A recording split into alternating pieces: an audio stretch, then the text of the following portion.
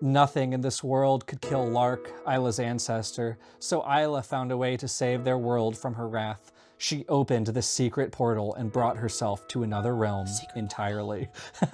The place Lark and the other two founders of Lightlark had originated from. Oro had to hope there was a way for Isla to kill Lark in the other world, but he couldn't be sure. He couldn't even bring himself to move, not as Lynx lifted his head to roar again, the sound making the ground tremble, not as Grim fell to his knees. They sat in miserable silence, waiting, as if Isla would come back. When she didn't, after what felt like hours, Grim slowly got to his feet. He took a shaking breath and punched Oro square in the jaw. Get him. Well, Jay, it's been 3 long, grueling years, and we have finally found a room that Vad Deverell doesn't know about. Now that you mention it, my window was conspicuously quiet last night. Normally there's a certain rap tap tapping that I have to, I've become accustomed. Right, like breathing on the window pane, drawing a heart, kissing. Yeah, exactly. Lots of little lip imprints. It's so weird. For the longest time, I thought he could like smell you, and that's how he was like following you around. But no, we talked to the dean of the English department. We got this thing moved to the very bottom of the basement, and it's time for something that I'm sure you guys have all been waiting very, very patiently on. I sure have. I don't know. I don't know if I wanted to read this. I actually think I said that I never wanted to read this in the recording of the episode. But welcome back, Alex. I'm glad you got the memo and Vad Deverell didn't, because I was just so delighted to read your new book, Crowntide, by yourself. By you. By you. I can't believe you keep coming back. I mean, we've said some stern things. Right. It got heated.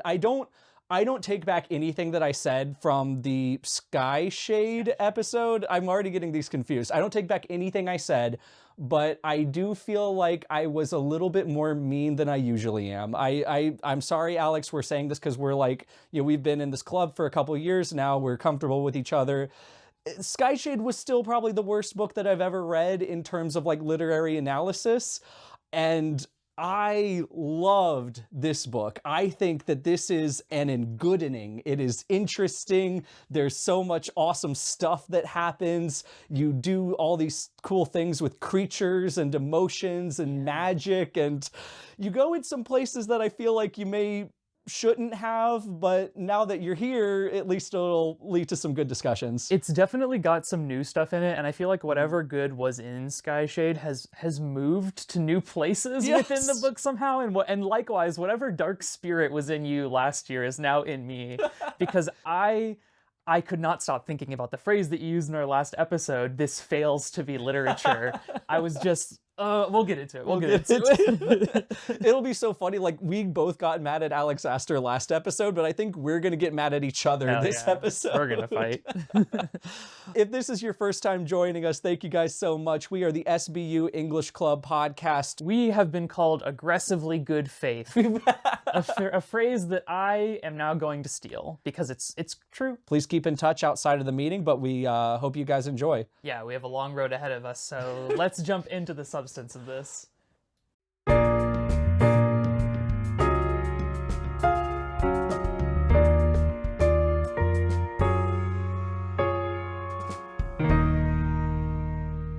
So for the people that, are just joining the club now or may not remember, because it was like, I think last Christmas that we did Sky Shade, do you have like a little bit of a recap of where we left off? I do.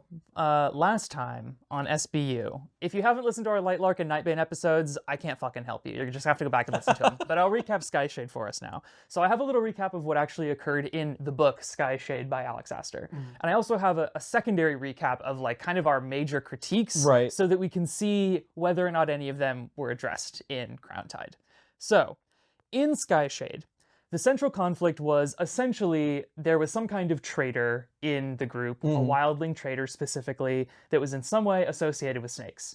And allegedly it was Isla's goal to root this person out and fight them, I guess. Meanwhile, she knows that there is some kind of prophecy that has destined her to kill either Oro or Grimm. Correct. She must do this in order to save the world or something. Prevent the world from ending. I don't know if that counts as I guess it is technically saving it. It's saving the world in like a Dark Souls kind of way. Yeah. You allow it to continue struggling on.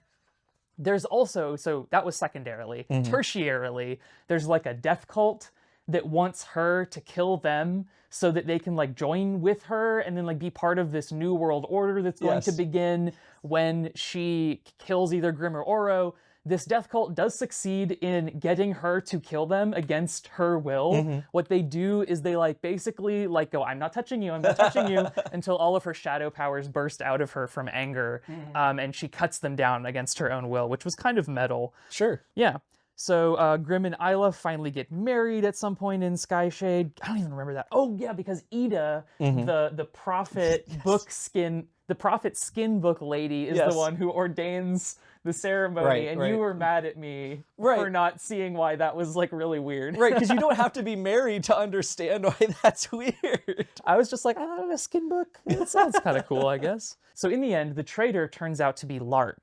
So we had a lot of beef with the term traitor being used here because Lark is a character we only knew of. Right. And she was not even necessarily allied with them to begin with. Lark is Isla's grandmother and one of the creators, we thought at the time, however, put a pin in that, she was one of the creators, we thought, of the planet/island chain/island of Lightlark. Right. And she's also a necromancer who can stitch herself back together when she gets blown apart, which happens often with excessive frequency. So at the very end, there's like a bunch of fighting. There's like zombies that Lark has risen from the soil. Isla ends up taking Lark to Skyshade, which is the world that Lark is originally from. Right. A place where it's allegedly possible to raise the dead. And Isla believes that if she kills Lark there and takes her powers, she will be able to bring back all kinds of dead people, including some people that actually have emotional significance in the story, like Cleo's son. Yes. Son, okay. So Cleo, the queen bisexual of Moonling, her whole thing is she just wants to resurrect her dead son, which, you know, seems like, you know, an unhealthy obsession, you know, maybe something that would lead into a moral of maybe, you know, we should let the past lie and not dwell on bad things that have happened in our lives. But no. No, this is an unambiguously noble pursuit. Right. We'll see how that turns out.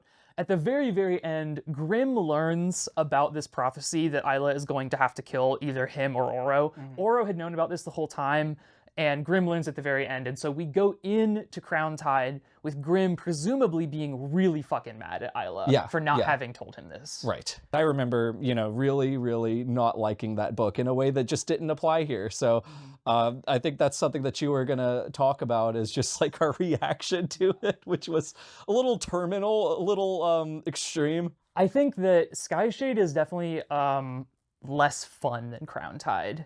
Because it's, I don't know, there's a lot of mechanics being introduced, but all that aside, the reason I brought up the death cult thing is because it introduces the idea of like soul absorption.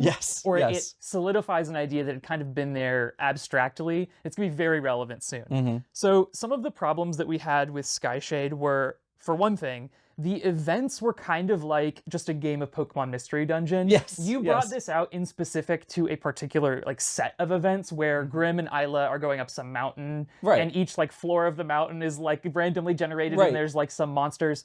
But like thinking about it broadly, that kind of applies to like the whole book. Like there's a lot of things that could have happened in basically any order. And so you don't really get the feeling reading it of like ascending through like, you know, a Freytag pyramid or something like that. It just feels like a succession of things that occurred. And it leaves you with sort of like a vague impression, but no feeling of like real closure. There's also, Alex has this weird tendency to use words like vaguely and borderline wrong. It's not quite to the extent of like a Milo Winter problem. But one thing that we called out was the dragon Wraith being not phantasmal, not shrieking, not quick particularly. And in fact, Wraith's bulkiness and lack of stealth is a problem, like is specifically a problem in the book. We'll see that problem, the like using words in weird ways come up with world in Crowntide, but I'll save that for later. Andrew, you had a particular bee in your bonnet about Grimm having absolutely no character when Isla is around, and just sort of, what was it, lusting for even a crumb of Creator Cave. I think that's exactly like what I said. He's prostrate or something. Yeah, he was prostrating He's himself. prostrating himself for a crumb of Creator Cave. Which is just like, you know, he's supposed to be like this badass tough guy, and I don't even like that in and of itself, but if personality A exists and then someone comes along and then personality A disappears and is replaced by a quivering sycophant, then, you know, I feel a little bit weird about that. I do understand that romance books are supposed to be like roller coasters where it's a little bit more aspirational than realistic. Right. But I still don't like that, like, erasure. Yeah, I mean, if a character has identifiable traits, they should be consistent. It's weird that Isla had that, like, neutralizing effect on him. Yes. And then just generally, there was the issue of quantity being conflated with escalation. Like, Skyshade just kept introducing stuff and not dealing with any of the old stuff. Like, for example, the biggest one that continues to stick out for me is we got introduced to the idea of starling, like, slave pirate rings that go around and like capture them. We also have the fact that the starlings, just to stay on them, like are turning 26 for the first time ever, and yet like none of that matters. Like both the slave trade and their becoming older should like be having massive political implications. The whole country, world, pocket dimension should be having massive political upheavals, but not in this book, not in this book either. No. So we can leave that there. There were, to close out this little summary of our critiques, there were 3 structural elements that Alex Aster has been over-reliant on throughout the Lightlark series. Number 1, arbitrary time limit. And I know that this is like kind of a thing that they tell you to do when you're writing a YA book for the first time, so I do get where this comes from.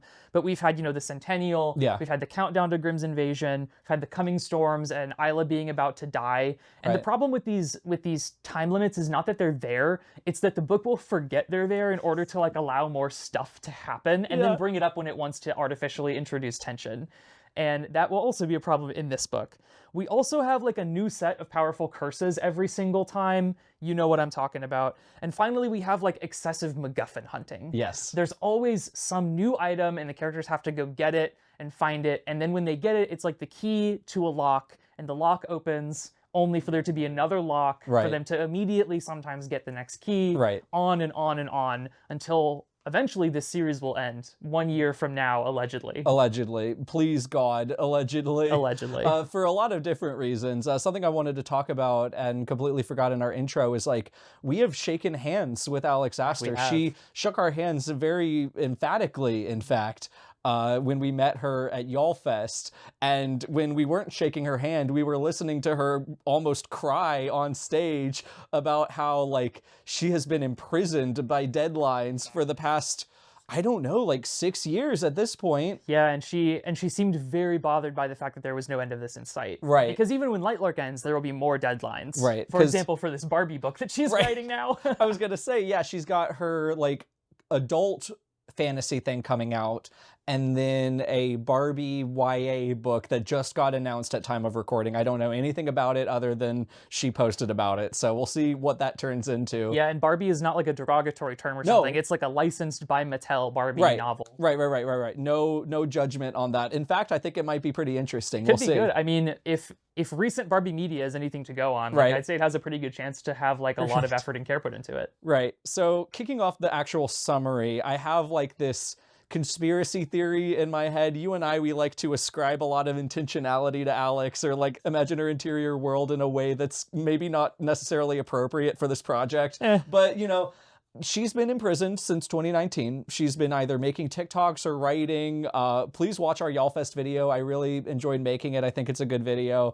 She's like, I will put my head down in summer and I will pick my head up in the dead of winter. I don't know what my family and friends are doing. My dog is miserable. My mother can't remember the sound of my voice. Right. It's terrible, terrible things. And she mentioned something in one of her interviews, I don't know if I clipped it or not for the video, that like recently she's had less pressure on social media because fans and sycophants make content for her about Lightlark. So yeah, you're welcome. But also it's just like, I think she's finally had a moment to breathe recently. And she's like, well, I haven't consumed a single piece of media since 2019. I'm going to just catch up on all the things that were really big back then. What was really big in 2019? Oh, there was that purple guy with the gems. Five Nights at Freddy, the purple guy from there? That's the one. I think that she opened up Disney Plus and watched Avengers Endgame for the first time because she missed it. And she was like, this really big, scary man who really wants these stones is just so cool. I should have all of these MacGuffins. They should be gems. And I should give them a name. You know, they should have like a really cool like title. They should have infinite power. So what if we just call them Infinity Gems? But we only have one of them. Right, but there's only one. We There's only one. This really fast. And then there's like, oh, I can use like MacGuffins to time travel and rewrite the past. That's like, right. Oh, this is going to be great. I'm going to put all of this into my book. So yeah, this is just Avengers Endgame, but for Lightlark. That's in a lot of different ways. It has elements of sci-fi dystopia. It has elements of MacGuffin hunting, Marvel cape shit movie. There's Thanos. I find him delightful. We will learn a lot about him in due time. So I jump into this book, and it's been 4 books now, and I'm not really like... I guess you would call it metagaming. I don't know the right word. I know her tricks now. I'm like, okay, so these are the 14 pages I'm gonna think are good. Here's where the first dumb mystery dungeon comes into place. Here's where the entire book is gonna get swamped in MacGuffin hunts and different POVs. And we kind of do get that here, but instead, it's like, it was a good 50% for me. I liked, literally of 400, I liked 200 pages. Were they consecutive? Consecutively, I liked 200 pages of this book. I thought what you were going to do there was say, like, I liked 200 non-consecutive pages of this book because I didn't read any of the Oro chapters. Oh, that too. I will not summarize a lot of the Oro chapters, especially in the second half of the book. Hard to do when nothing occurs. Right. So, okay. So we're right after the end of Nightbane. We're right after the end of Skyshade, and Isla and Delark have just disappeared into literal actual the dimension Skyshade, and the boyfriend kings are just sitting around, and the blowjob brothers are just standing there. Right. And then they just start punching each other. And I'm like, hell yeah, this is great. Like, some of them, sometimes they're using powers, other times they're literally... Blorbos, right, like my Blorbos are fighting each other, and it's just like, it's so funny. It's so funny because they're like, this ends up very quickly as like a buddy cop comedy because they hate each other, but they love Isla more, and they know that Isla's still alive or wherever she is in Skyshade because they have this love bond, and they just kind of form this reluctant truce that forms the spine of Acts 1 and 2 that I just find so delightful. And because Alex Aster thinks quantity is the way that things escalate, we have a second buddy cop comedy briefly layered over top of it. We'll get back. There are parallel buddy cop comedies, and I think that's actually like a really good thing. It made it so entertaining for me. It's very funny. So yeah, they're basically just like, we gotta find Isla, get her back no matter what. And then Oro's Avengers group of friends show up, or they go to them, they go back to the castle to regroup, and like all of Oro's friends are like, we should just leave Isla there. There's no reason that we should get her. She is dangerously strong. She's a liability. She's a liability. And Oro's just like, no, I want her more than any. I would rather have the entire world explode. Usually Grimm says stuff like, I'll destroy any world to get her back. But like, Oro's part of this too. They're just like, it doesn't matter who dies. It doesn't matter what we lose. We're getting this one woman back because I find her physically attractive. He's functionally the same as Grimm, but he's like, I would allow the world to be destroyed. I won't actively do it, but I will enable anybody who wants to. Right. But despite the admonitions of the Avengers' friends, there is a reason, like, other than love, to bring Isla back. She has this necklace, this unremovable necklace, that's an item in my Lightlark TTRPG. You should watch those videos. that is like her wedding band or whatever. And Yeah, it has because this... Nightshade is Bizarro world. They give each other necklaces instead of rings at their weddings. Right, right. Just cultural differences there. It has this stone in it that's always kind of just been this little innocuous MacGuffin that Isla can touch to summon Grimm, and I thought it was just like some random enchanted stone. Yeah. But no, it's a gem. The Infinity Gem. The Infinite Gem. Its name is capital I, Infinite. Infinite. Like the Sonic villain. Like the Sonic Who also, it occurs to me, comes from a gem. There you go. There's a lot of gems in Sonic and a lot of gems in this book. That's true. So we get this terrible set of like nested flashbacks from Grimm's perspective, where he does the thing in Avengers Endgame where he goes to... What was the name of the planet? Because it's like a brand of like industrial vehicles. Vermeer. He goes to Probably. Vermeer. He goes to Boromir. Yeah, they go to Boromir, where you go up this mountain, and then Red Skull is there, and he's like, "Hey, you need to kill what you love the most in order to get this rock." And that kind of happens in this.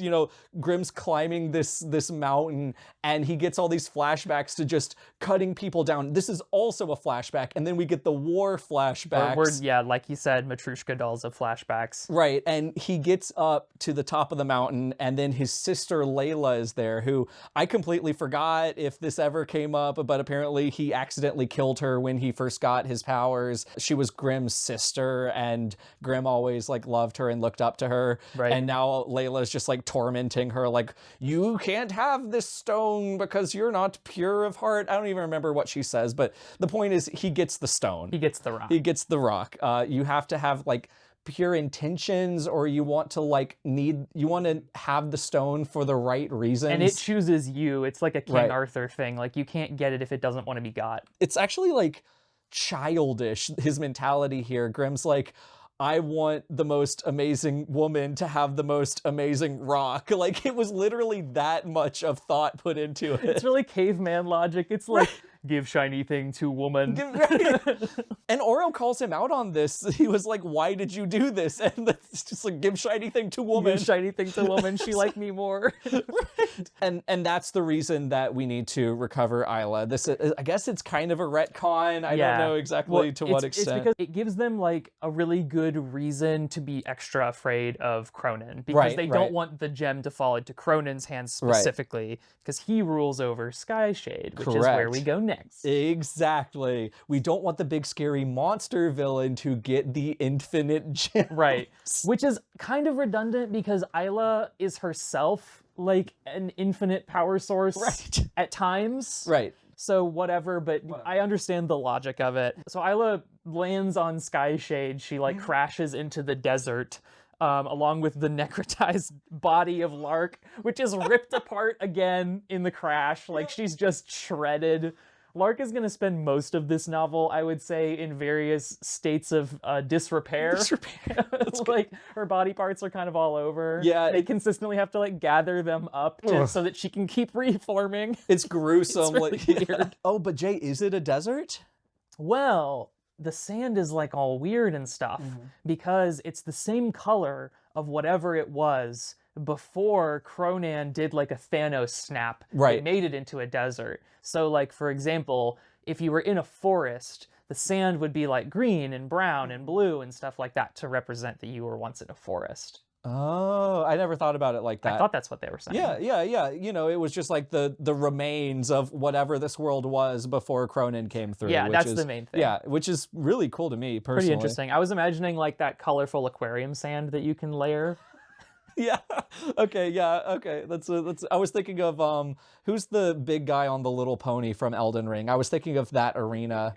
Oh, Radon. I was thinking of Radon's arena for most of Skyshade. Okay, I like that too. But I don't know. The aquarium sand thing is not like necessarily a dig, because it's supposed to be a really weird place, and it does give it a weird vibe. Sure. The sky is also all like whirly swirly, like the sky in indie breakout hit horror game Look Outside. Yes, exactly like the hit indie horror game.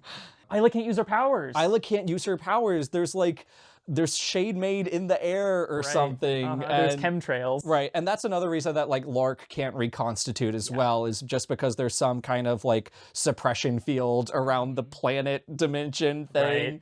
So they very quickly get captured by scavengers, these nondescript scavengers in this horse-drawn carriage that just chain them up and throw them in the brig. And Isla remarks like how valuable a thing like a wooden cart must be in a world like this, which is true, but is kind of funny. Like she spends a long time kind of pondering like, wow, in a world like this, even such a simple thing as a wooden cart would be so invaluable. It would be life-altering, which is true. Yes, but it's funny. Because this is like the level of attention to detail about the world that we have been begging for. How many trees are there in this world? Yeah. Isla has her opinions about it, and she's forming them.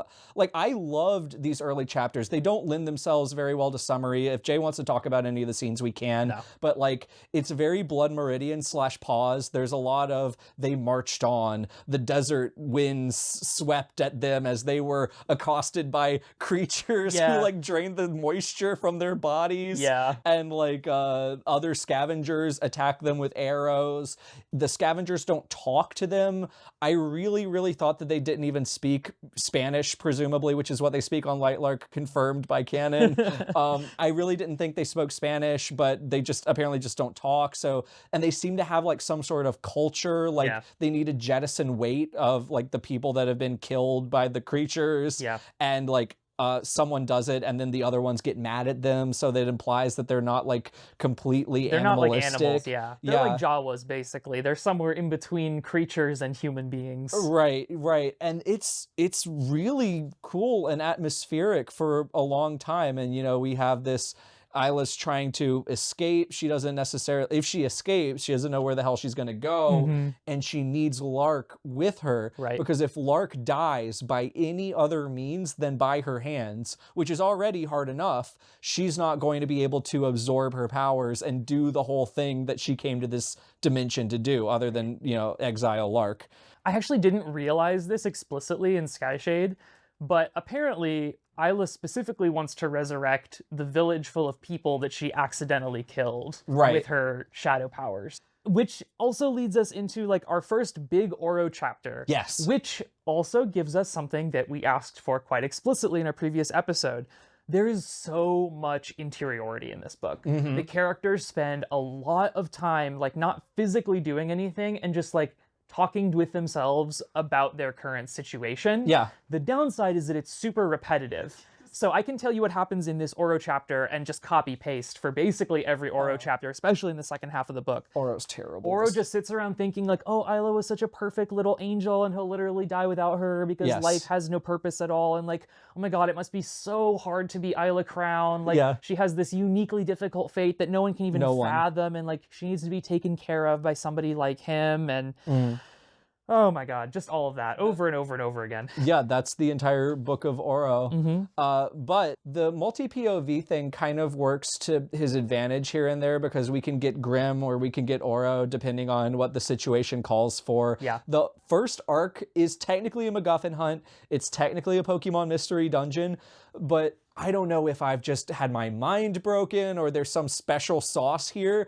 but I really tolerated it a lot more than I did with other chapters. And I think it's because Cleo is back, baby. Back. So I don't even remember how this all came up. It was something like they were like brainstorming ways to get power in order to teleport to Skyshade. I'm probably making this up, but this leads them to Cleo, because Cleo's the one unchased lead they had. If you recall from our Skyshade episode, Cleo killed all of the oracles, but before she did that, she like got all possible prophecies or something. That's what they told us, that she extracted all the prophecies that the oracles had stored up, I guess, and then she killed them all. But we'll learn in this book that can't be true, because she never unfroze 2 of the 3 oracle triplets. Yeah? I don't, I think, I think she killed them off screen. No, she killed them off screen. Okay, but she never unfroze them. But she never unfroze them and heard their versions of the prophecies, which I see. We learn in just a moment here that each of the 3 oracle sisters could tell you different versions of the same prophecy. So it might have been elucidating if we had been allowed to cross-reference. Yeah, exactly. But anyways, what we learned from Cleo, they like just teleport to her ship. Yeah. Again, it's kind of like with Skyshade. I don't know how they know where her ship is. I don't know how this works, but Cleo's just like, oh, hey guys. She's not even like remotely surprised.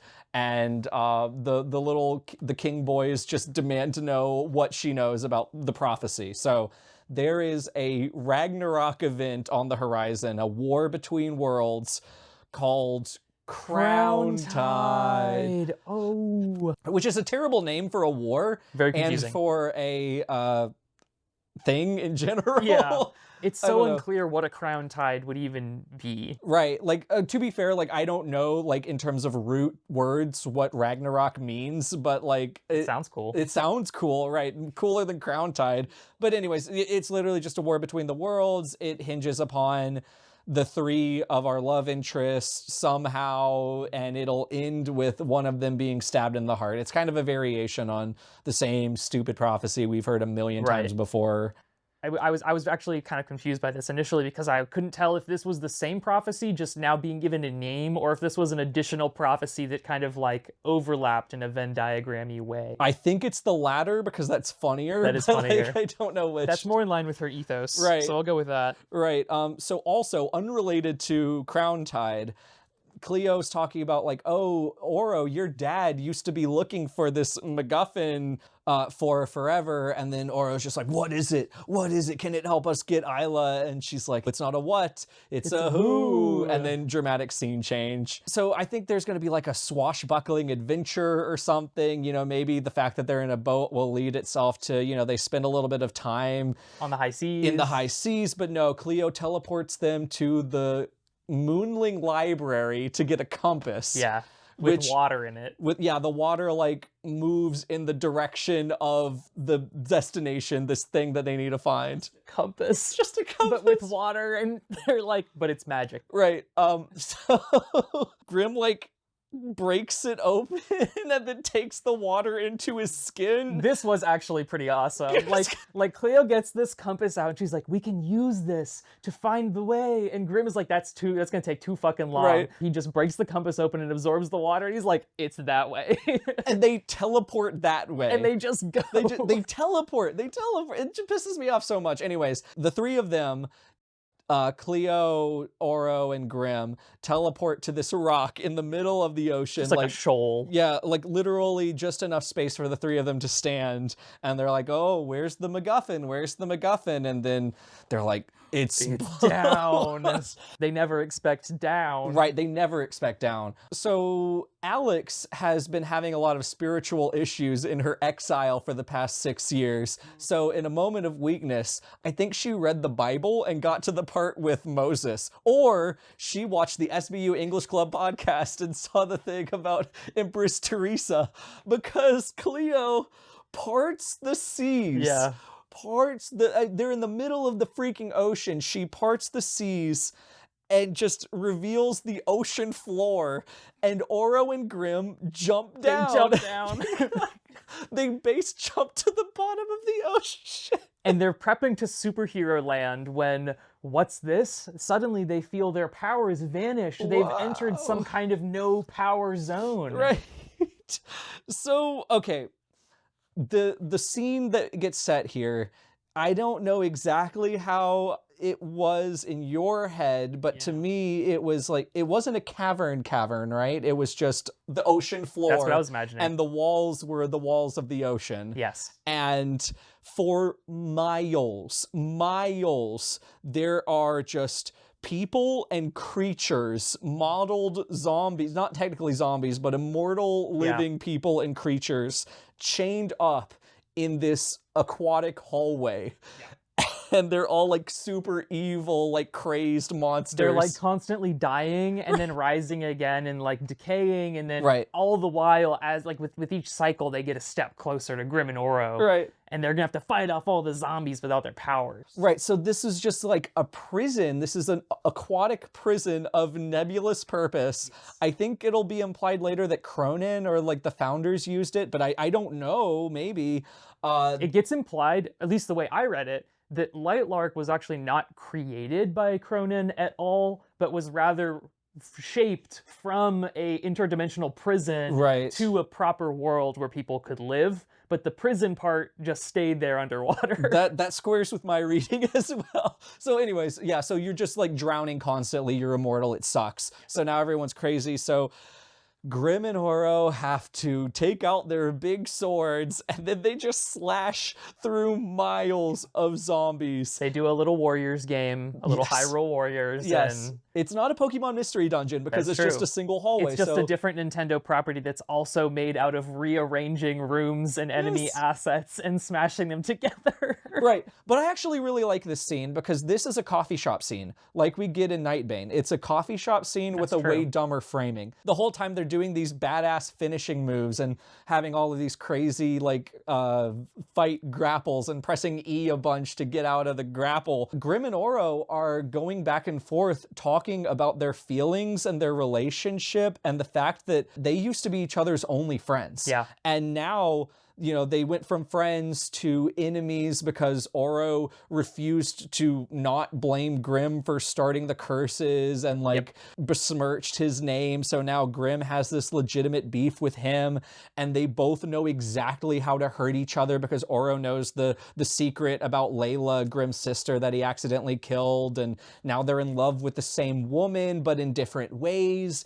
And like, I can't really summarize this back and forth very well, but it's interesting. It comes from a place of genuine emotion. I understood why these characters were feeling the ways that they did. It's nice to see two characters that are not Isla interacting with each other and like exhibiting their actual character traits. Right. In relation to other characters. Right, yeah, it's like the opposite of the Bechdel test, where they're talking about a woman, but it's still, you know, it's still a deepening of the character, at least an exploration of the character. So, unironically, loved this scene. I don't know if I love this scene. I think the miles of zombies was a little bit much, but I did like the way that, you know, this kind of developed between them. It lends a lot to the buddy cop comedy premise that I was talking about Yeah, it earlier. does. It sells that, and it's novel for that reason in this series. And then they have like, you know, a medium boss fight. There's a scorpion. It doesn't matter. Yeah, the scorpion's not a prisoner or a zombie. It's He's just a just there. big scorpion. He's just there. Underwater in the ocean. Why couldn't you pick an aquatic Scorpions creature? were originally underwater in like the Pliocene era. my Didn't you know God. that? Okay, Maybe well- not the Pliocene. I don't know. The world's only 6,000 years old, according to some of our club members. So I don't know. K. Marie does not get a say in this. Yeah, K. Marie, shut the fuck Shut up. the fuck up, K. Marie. I don't want to hear it from you. So they reach the Who MacGuffin. His name is the Forgotten King. The Lost King. The Lost King. Not capitalized. No. They will only ever refer to this man as the Lost King. Right. No, his origin will not be made clear. Yes, he will disappear in a puff of smoke in just a minute, and we will know nothing more about him. But he's a prisoner. He's a prisoner of someone. That's right. And he chose this sentence specifically because he wanted to live as many lives as possible. Jay, He's just damp Gwyn. he's just damp Gwyn. Speaking of properties, Jay, you're not going to know the answer to this. This is for other club members. Is Bloodraven in the show Game of Thrones? Because this character wants to be Bloodraven so bad. He's like, I see all with my psychic powers. I'm this gross old man stuck in this subterranean or subaquatic place for so long. And I know all about you because I've been watching you in my crazy fucking visions. Anyways. This guy was, I repurposed my Oro model that I was using in the first Lightlark when he was all crusty and old Yes. in my mind. Yes. And I just kind of reskinned him so that he was like more blue and seaweed green and was like, yeah, there he is. Right, He's back. that's him. It's the same guy. So there's a couple of things that happen here. Again, the actual guy disappears in a puff of smoke, so it's not really important about him specifically. But we get this crazy retcon, which is like Alex not talking to us, but talking to everyone. Remember those old TikToks where she was like, I'm writing a book about an island that disappears every 500 whatever years. I don't care what it was. And then people read the book and they were like, the island doesn't disappear. It just goes into a storm. Visually, you can't see it, but it isn't disappearing. It's not actually going away. And then Alex is like, oh, you thought that's what happened? Well, the storms are from another dimension. And when you're in the storm, you're actually in another dimension. You're in another dimension. And all the souls that the storm was made up of, I guess, are also from that other dimension. Yes. Yes.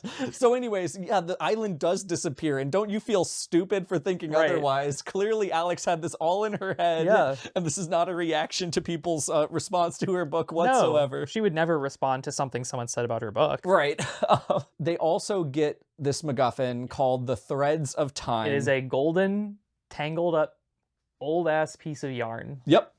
And we will learn more about its functions and effects soon. But right now, they pretty much have the reaction that Jay did. Both of the boys are just like, why are you giving me this shitty piece of string that you found in your pocket? And before, the Lost King answers that, he disappears. Yeah. He like dies like Yoda in the last Star Wars episode.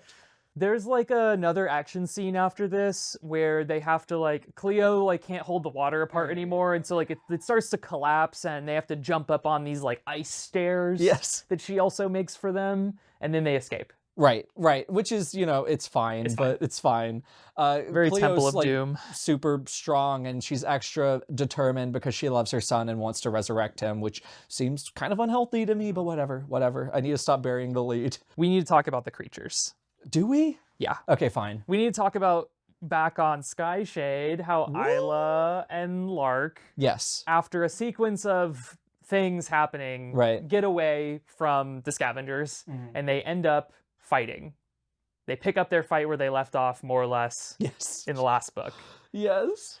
Because of the storms. Because of the storms. There are storms on Skyshade that work the opposite of how storms on Lightlark worked, where storms give you powers. And they also open up a million billion portals out of which creatures from other worlds pour, sometimes mangled by the warping process. Yes. And so their guts and blood rain down, and also some of the flying creatures fight in the air as soon as they come out of the portal. They're fighting each other. Yeah, and they rip each other apart, and all their viscera, swirls around and stuff. Yeah, and I think one of those convenient portals, Isla just escapes through. Right. There's two things that I want to note about it. First of all, she goes through it because they're being chased by a knight with a buster sword. Wait, is this where the knight shows up? Yeah. Okay, yeah. There's a knight. Yeah, there's multiple storms with multiple portals, but the time that she escapes, there's a knight with a buster sword that shows up, and so she can't fight it or him or whatever and Lark, so she decides to flee. And she makes a big deal out of how this particular portal is a really dangerous, really scary portal. Some portals have teeth. That's right. She could get really, really hurt. But no portal is ever dangerous in this book, and a million portals get used. Unless you're a creature, in case you might get eviscerated on impact. Which I guess means that cosmologically the universe categorizes humans as non-creature, and they have some kind of biological composition that makes them resistant to portal damage. Right. Yes. I don't even want to go into that. We'll talk more about Isla since she's jumped through this very dangerous portal. Right. We get shoehorned into this flashback that at first I was very mad at. I really did not like this flashback when I first read it because it's just Isla as a little girl training for the Centennial and being abused by Poppy and Tara. They're just mean. They're just nasty fucking people. And it's not fun to read. Right. It's not fun to read. We know it happened. I'm more on Isla's side about the issue than even the narrative is most of the time, because I think Poppy and Tara should be executed. Yeah, because the narrative has gone out of its way. Tara and Poppy have been absolved of all crimes, and they're cool now. But then the novel goes out of its way to show us that they suck. Right. So it's what are we supposed to think about these characters? Right. And it's just I don't know. It is a complete enigma what we're supposed to think, and again, it was something that we already know. But this does absolve itself in the text, so I'll just say that I was mad when it first happened. But we learned eventually that she's in the flashback forest. What was it called? It's forest? The Forgotten Forest. The Forgotten Forest. The flashback forest. For some reason, this forest, I think we'll learn later, it's because it moves around and it can only be accessed if it wants to capture you or something like that, which is why Cronan didn't or couldn't destroy it. Right. but that's why it's not leveled by his infinity snap magic. Right. Yeah, this is notably like some of the only greenery left on Skyshade. So there's actually 2 distinct flashbacks here, and then both are just, again, representations of scenes that we knew implicitly happened with Poppy and Tara. But something does happen. We, 4 books in, get a description of the Star Stick. Yeah, you're right. That does happen here. Finally. It looked like her mother's paintbrush, but without the tip, and it was made of like this weird material, or I think like wood or stone. So it is just a stick. So yeah, and fair enough. Yeah, I do kind of feel like called out by Alex Aster, where she's like, what do you guys expect that a star stick looks like? I know I said in our Lightlark episode I was imagining like a plastic wand, but I've been imagining that thing from that one Princess Peach DS game. It's like a mood wand or something. I don't know. It's like a plastic pink princess toy. Sure, which is basically what it is here. So I could just see Alex being like rolling her eyes and being like, it's a stick, guys. It's a stick, you idiots. Yeah, like, come on. So yes, they're in the flashback forest. It's kind of like a stupid fucking video game where every couple of steps that you take, you have a 1 in 20 chance of being immobilized for 20 seconds. Crowntide has random encounters. Right. It's like being in Petalburg Woods. It's just like, I don't understand it. But yeah, so like Lark will get immobilized sometimes, and Isla will get immobilized sometimes. And they have to keep waking each other up because there's also these quote tree women. The dryads. Yeah, they're dryads, but they keep calling them tree women. They come out and they like poke them with spears and shit. And so I was like, no, we gotta get away. No, they have like, I know this could actually kill someone, but they have like swords made out of bark, which is like notably one of the weakest parts of a tree. So they're just in one of those like green Skyrim dungeons, like getting attacked by Spriggans. It's whatever. I just imagine them waking up periodically like Gulliver with the Lilliputians, just like getting poked very like lightly. At one point, when it seems like all is lost and these overgrown wooden Lilliputians are like gonna get them, Isla gets saved by a silver-haired woman who takes her to what will eventually be called the Pool of Possibilities. We don't learn this at first. And it's in a place that's like between dream and waking. Like, it is a physical place, but you can also go there if you think hard enough about it. It's kind of like Carcosa from The King in Yellow, like Jen. Right. It's like it's a headspace you can occupy, but then you can actually just get taken there. Right. So she has like this, I don't even know what you would call it, like an attack of all of her experiences through life, and just like breaks down crying like, I was a child, I didn't know any better, I just wanted to be loved. And the emotionality kind of worked for me. It's fine. Yeah. This woman is just Alex Aster's therapist. Yes. Sorry to call that lady out if you're listening to this. But that is what's happening here. This is Alex Aster writing the therapy that she's been doing in the past couple of years into the story. And I don't dislike that, but it's just very transparent. Right. And, any sort of interiority that we can get of Isla acknowledging that, her life has kind of sucked. Yeah. And I think she should feel bad about that, and that should color her character. Definitely. So, solid. Her first experience with the Pool of Possibilities gets cut short when she is finally captured by Cronin. Whoa! Yeah. He just like steps out of like a shadow and he's like, I'm here now. I'm here now. You're going to get captured. So he looks like Grimm. He's basically just bigger. A big old Grimm. It's kind of funny. And he is delightful. He's kind of like Emperor Palpatine. Like every time he's on the screen, he loves being evil. Being evil is more fun to him than anything in the world. He doesn't even care about, he cares about power, but like he cares about power in as much as it allows him to do more evil. Yeah. And I just like... He just likes to sit around a big table and like be mean to people. Yes. He likes to talk about conquering worlds. Right. He loves to make a fist and proclaim things. Right. So, and he effortlessly incapacitates Lark. Yeah, he just like shreds her with a wave of his hand. Something that he will do, I believe, 3 times at least in this book. And then Isla obviously is also captured as well, leaving us on a cliffhanger. He tries to take infinite from her, but he can't because it won't allow itself to be taken. Right. Which is why he takes the whole kit and caboodle. Right. So yeah, so the means by which he captures Infinite is going to basically define his arc for the rest of the book. Yeah.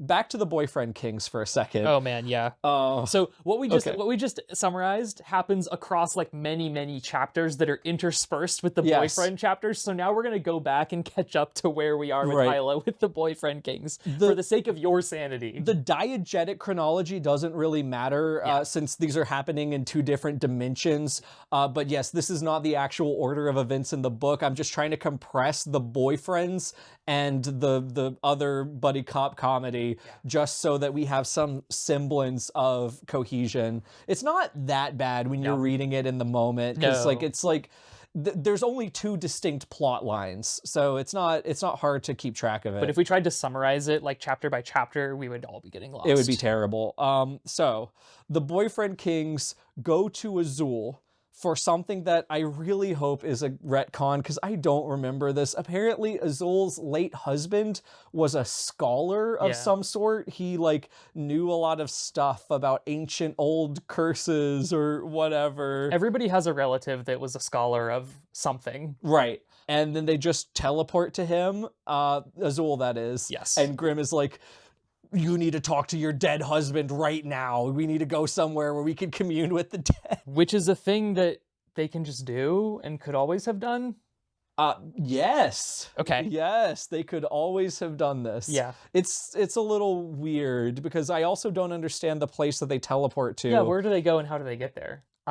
Somewhere with a lot of fog. Yeah, they go to like the fog dimension. Yeah. It's a place of, quote, regret and sadness. They go to Silent Hill. I've been playing a lot of Silent Hill F recently. So they go to where there were a lot of like scarecrows. Even in my restless dreams. Even in my restless dreams, Azul's dead husband is waiting for the... But then we don't even get to... Okay, No, say it. So, okay, we don't even get to see his dead husband because we get sidelined with Grimm and Oro. I don't even want to fucking summarize it. They get sidelined beefing with dead people.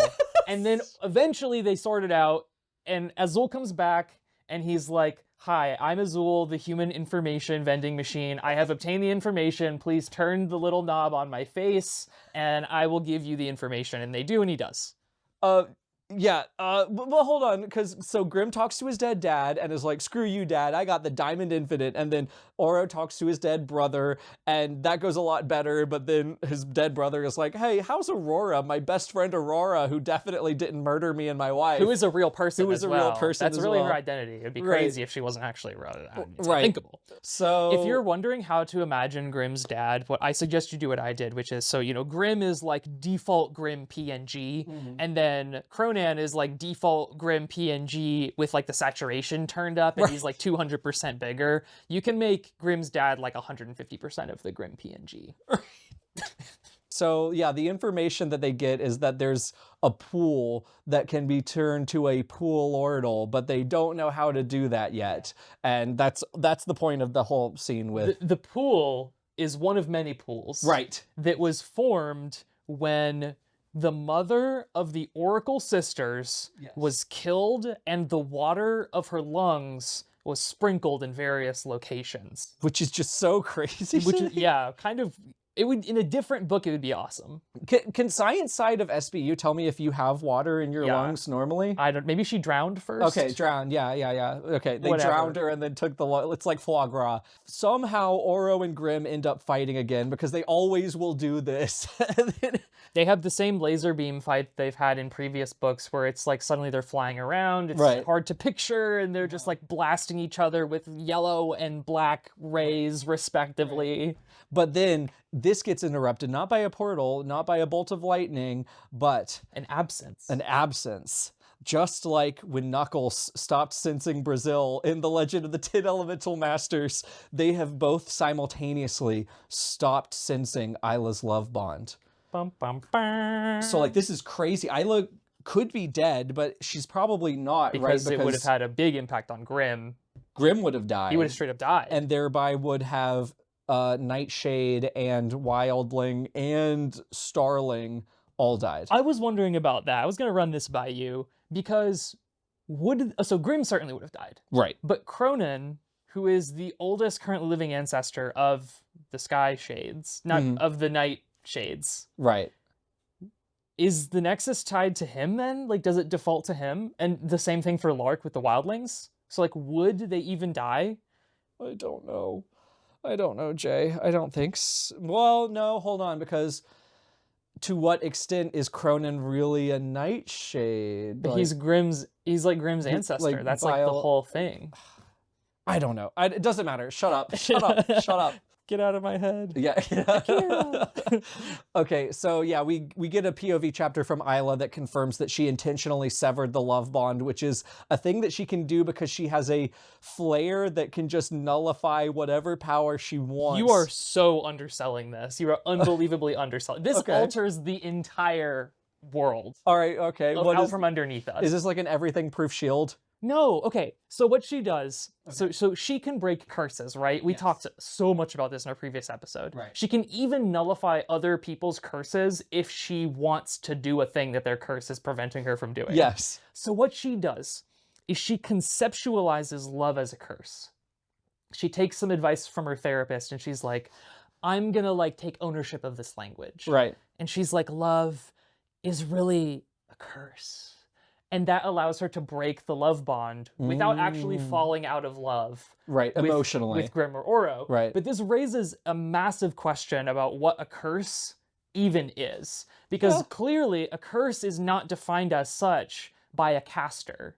Right. Like, you have some kind of agency over what you decide is a curse. So, like, it could be the case, hypothetically, that if a sorcerer cast a curse on you and you decided, no, you didn't, it's not a curse to me, it just wouldn't be a curse. Yeah. Which means that, like, hypothetically, you know, Baron or Farrar or whatever his name was could have just been like, I'm not cursed to live forever.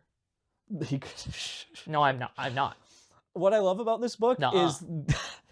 What I love about this book is the amount of prophetic past tense. Like, if I just imagined that it had happened, it would have had happened. So there's a lot of that. There's a lot of that logic stuff going on. Now Isla is the prisoner of Cronin Malvaire in his creepy Mattel castle. She lives in this little cell with Lark, who's currently like deconstituted to a significant degree. And every day Isla is taken into what's called the Galaxy Room, which is not capitalized. Not capitalized, where she is, well, the ceiling looks like a galaxy, and this is like a star chart of like all the planets that Cronin has captured, because Cronin is Thanos, is Palpatine, is Unicron, is a lot of whatever fucking evil interdimensional things. Just a Saturday morning cartoon villain. Right. Plain and simple. Sometimes he conquers worlds, sometimes he consumes them. He reminds me a lot of the Combine from Half-Life, which I'll talk about soon. So now this is like a sleeper sci-fi story. Yes. Like, there's no spaceships, this isn't Crown of Starlight, but now like the fate of galaxies and planets. Yeah, the word universe has been incepted into the vernacular. Like, people are using the words universe and planet and galaxy as though those have always been viable terms in this world, which I'm not saying the words didn't exist in the Spanish dictionary, but nobody has been talking like that up until now. Like, Lightlark has been all there is, and then there was Sky Shade, which was another dimension. But now there's, like, interplanetary stuff. Yes. Like, the aesthetic has, like, really shifted. And this isn't good enough to make it, like, an actual suggestion, like, at the end of the video, but I just wanted one panic attack from Isla about this. Yeah, the cosmic horror of it. One panic attack. Like imagine learning that fucking Thanos is real and he's already eradicated and enslaved half of the galaxy. You live in a world with 1800s level technology at best. Yeah. And then you learn that people live on other planets and you are under constant threat, and the only reason you are not dead or enslaved is just because he hasn't gotten to you yet. Yeah, and not just to you as in your planet, but you, Isla, specifically. You, Isla, specifically. Because he wants her. Because not only does she have the gem, but she's also something called like a world key. Yes, one word.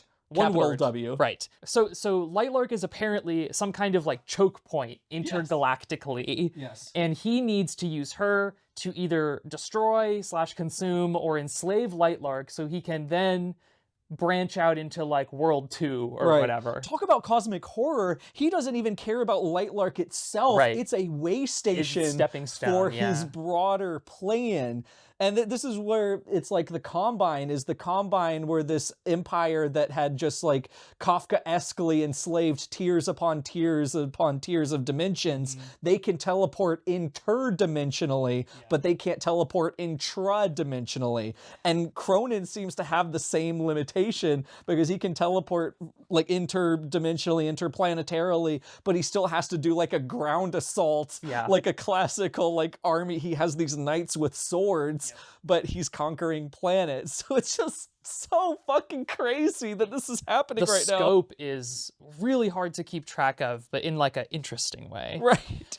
Also, Cronin, like, his whole thing is like getting inside your mind. Like he uses shadow powers to like go inside your head and like try to extract secrets from you. Right. So he's going to spend a lot of the book trying to do this to Isla, but because she is in tune with his powers via Grimm and also her own Nightshade ancestry, she has like some resistance to this. Right. So they're in this stalemate that's, again, doesn't lend itself very well to summary, even if the scenes are interesting enough on their own. But Cronin realizes pretty quickly that he is not going to be able to like break her or mind control her the way that he could do with lots of other people. He's instead going to have to get a hold of either Grimm and or Oro and then use them against her. Right. And he also does a good little college try of trying to just recruit her as like his Darth Vader. Pretty much. But anyways, and speaking of Grimm and Oro, so the boys make a truce. You know, they've been fighting. I think they even fought each other in like the hallway full of zombies. Like every freaking scene with them, they punch each other.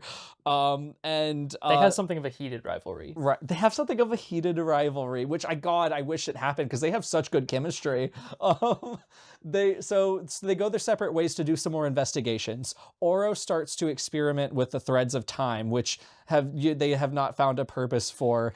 And it turns out they're like the One Ring. Yes. Yeah, he gets addicted to it. Yeah, he gets addicted to it, and it starts like corrupting him, and like it weaves itself into his flesh, which was pretty cool, I thought. Yeah. So it like you touch it or you use it somehow and you see into the past of wherever you're sitting by default. You can like train your mind to go to different places, but at first is just like what the history of the throne room is. So it starts out as like the lamp from Lords of the Fallen, where you can see like an echo of things that took place. Right. And I really liked this. I wish we had more time with the threads of time. If for nothing, like maybe this is just me. This is probably just me. I talked about this in Noah too. I love a boring council scene.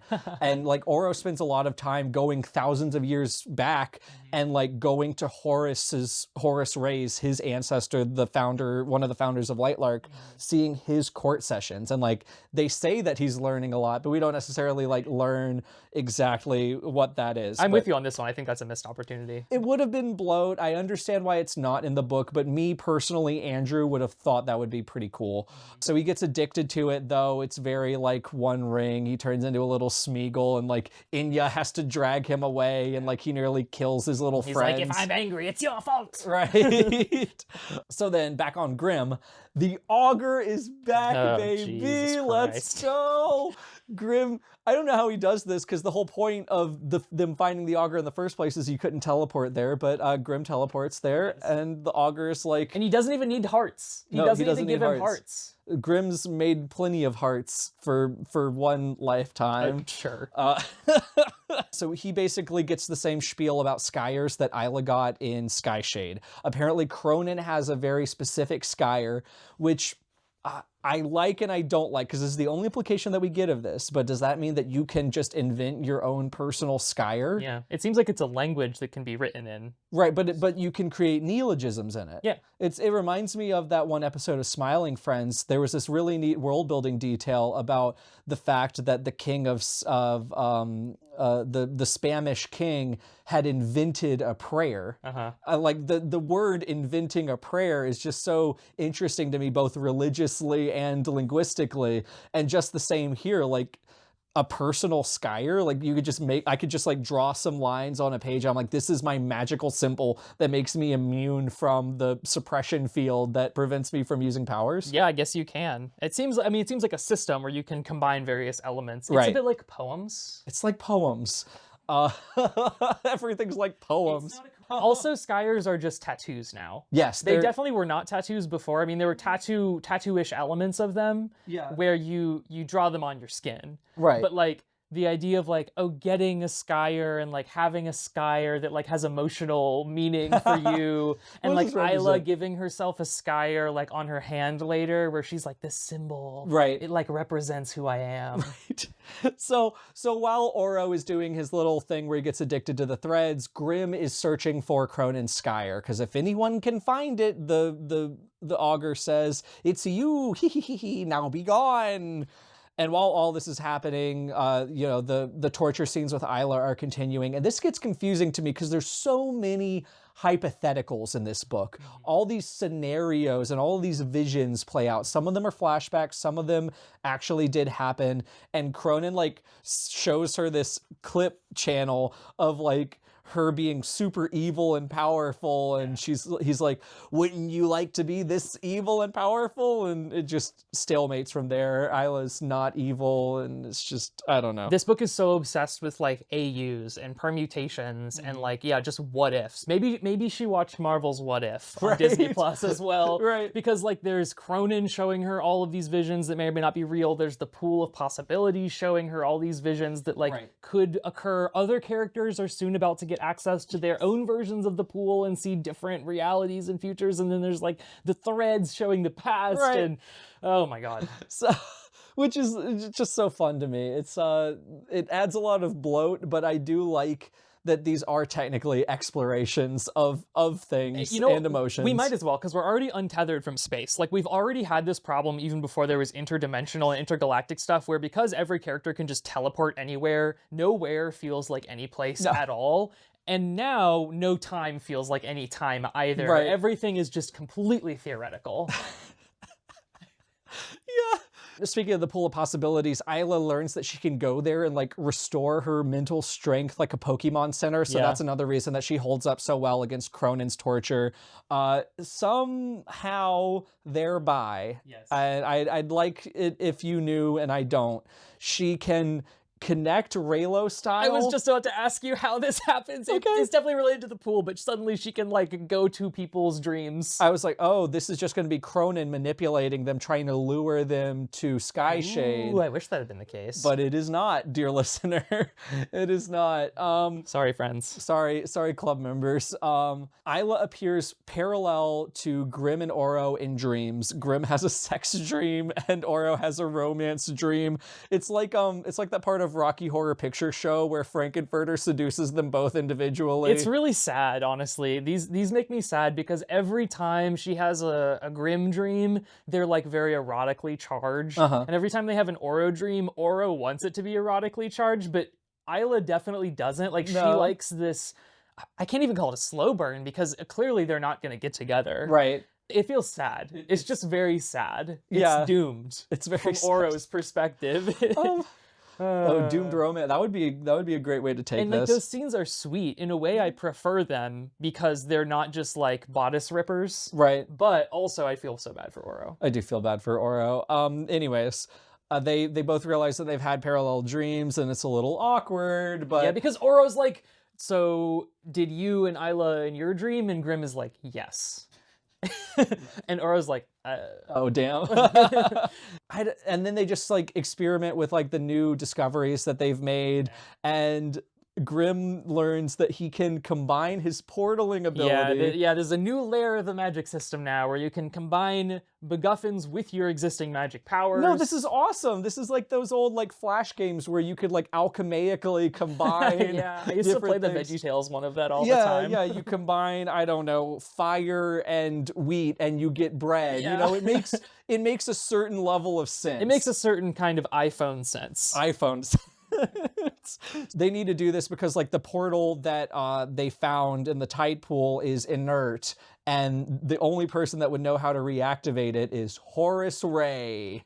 So they go talk to Horace bone Ray, guy. The bone man. Yeah, so he's like actually dead. Lark is alive, Cronin is alive in universe, in Media Res.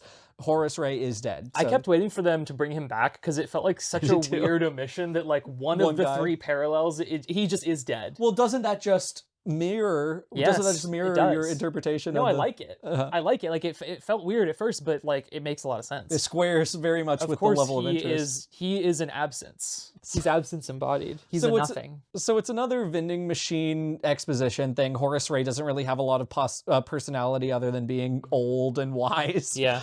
So He's like the goat guy from Tears of the Kingdom. So the ingredients of a portal are the name of the place, which they have. They know it's Skyshade.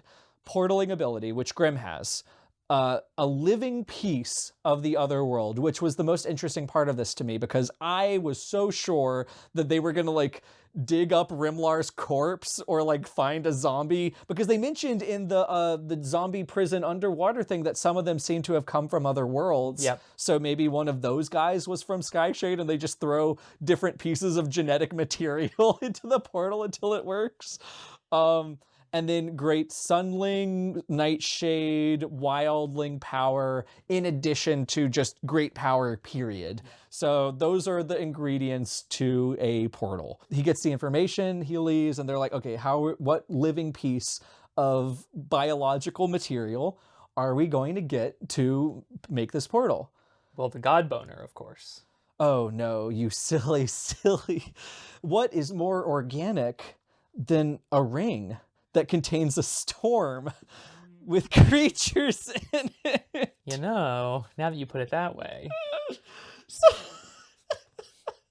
Well, no, Isla has the God Yeah, Bone. it's in the Okay. other world already. They Sorry. talk about it, but they're like, oh, we can't access it either. I forgot to mention, Isla has like a set of armor, an orb with some storms in it, and the God Bone. None of these matter, so we didn't mention it, but that's why Jay's wrong and a moron. That's when right. Clearly, the most obvious answer is there was a ring, a storm ring, that Azul gave Isla that fell off while she was like riding the dragon or lynx or whatever. It doesn't matter. But it's over in the battlefield somewhere.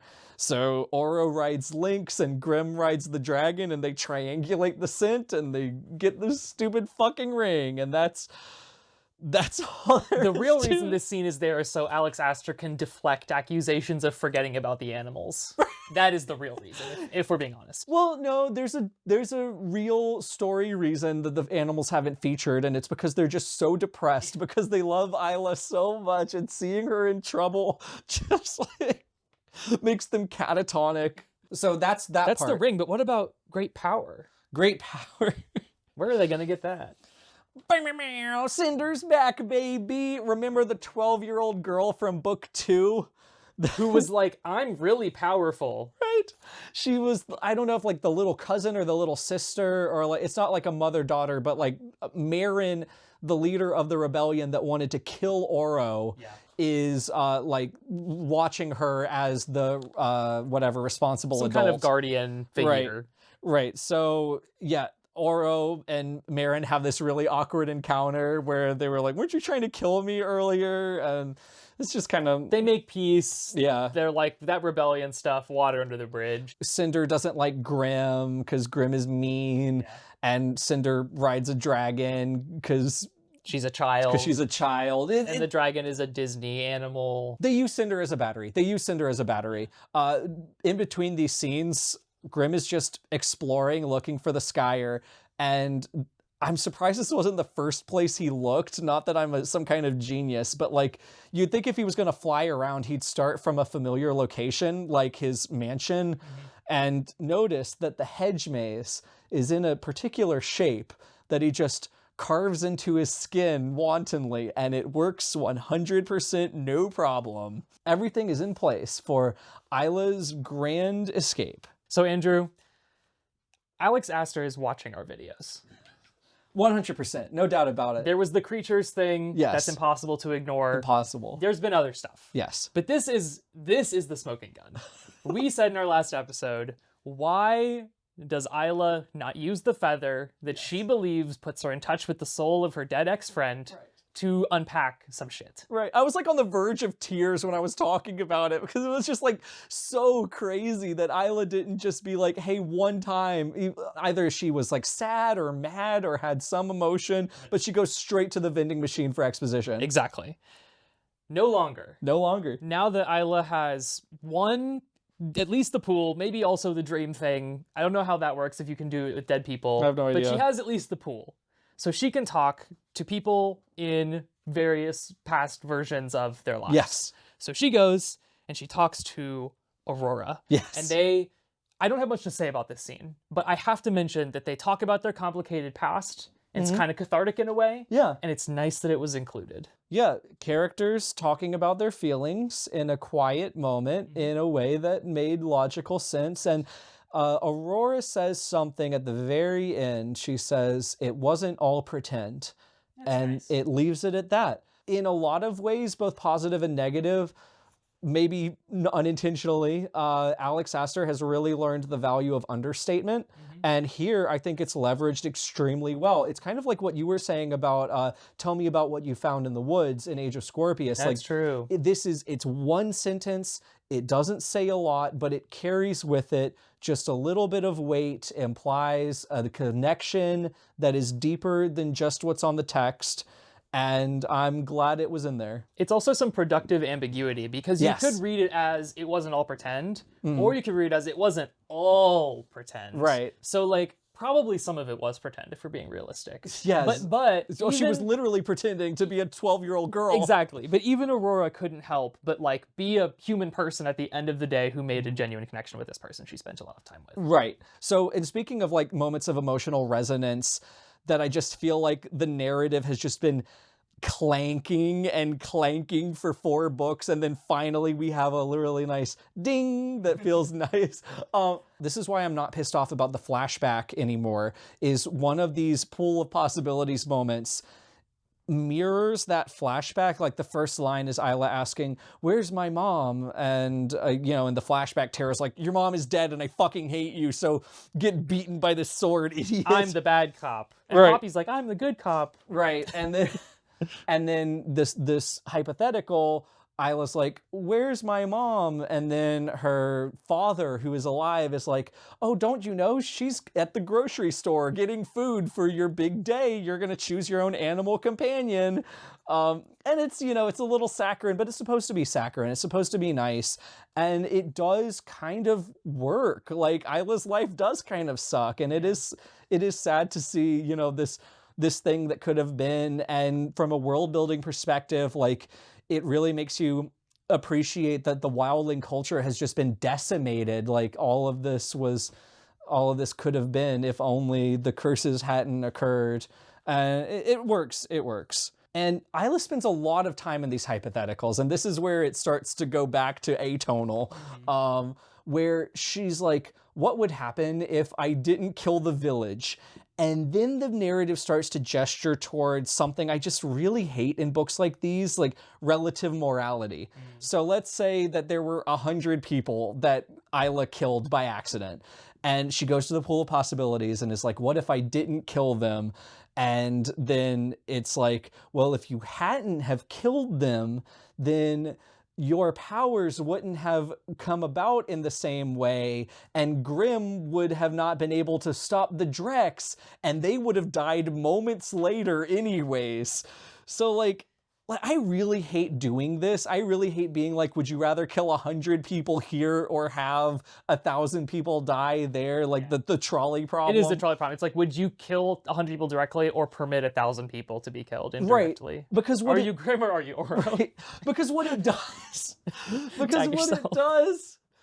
what it does is it just absolves Isla from any sort of ambiguity. This was exactly my problem with it. It is so deterministic. And listen, if you're like a physics person who's like, oh, well, the universe is deterministic, like everything that happens in your brain is deterministic down to like the smallest particle, shut up, I don't care about your opinion. It absolves Isla of all responsibility. It is the book, the narrative, coddling her. Yes. And saying like, oh, you sweet baby, you actually couldn't have done anything differently. And actually killing those people was the right thing to do. It was good. They would have died anyways. And you're a flawless, small little being. And, you know, it's just really not your fault. You're subject to the whims of things you can't even comprehend. Right. And everybody loves you. It's very Rika. Yes, super Rika Spring. It's like, so where Rika had all of her friends, the narrative bends the entire universe around Isla in a warm embrace and says, nothing you've ever done has ever been or could ever be wrong, because the alternative would always have been a million, billion, zillion times worse. Right. Yeah, the determinism vis-a-vis the pool of possibilities is very upsetting, not only here, but in Oro scenes later on. Yes, it And I is. just like, it just has the stench of John Calvin like all over it. Like, is there nothing that you can do of your own free will that's going to affect like the lives of others? No. Doesn't seem like it. Isla did nothing wrong. It's okay that those people died. In fact, it's a good thing. It's actually good, and they should be grateful. Right, because Isla has bigger problems than whether or not she should have actually killed those people. She needs to choose one boy to save her. She can't have both because the risk vector of having them all in a hostile territory versus just one of, or two of them technically with Isla being there, is just too great. So she's got to make a choice. And the lead is buried very heavily about what that choice is going to be. But then it's super obvious both from like a meta-gaming, meta-narrative perspective and also a logical perspective. Talk about relative morality.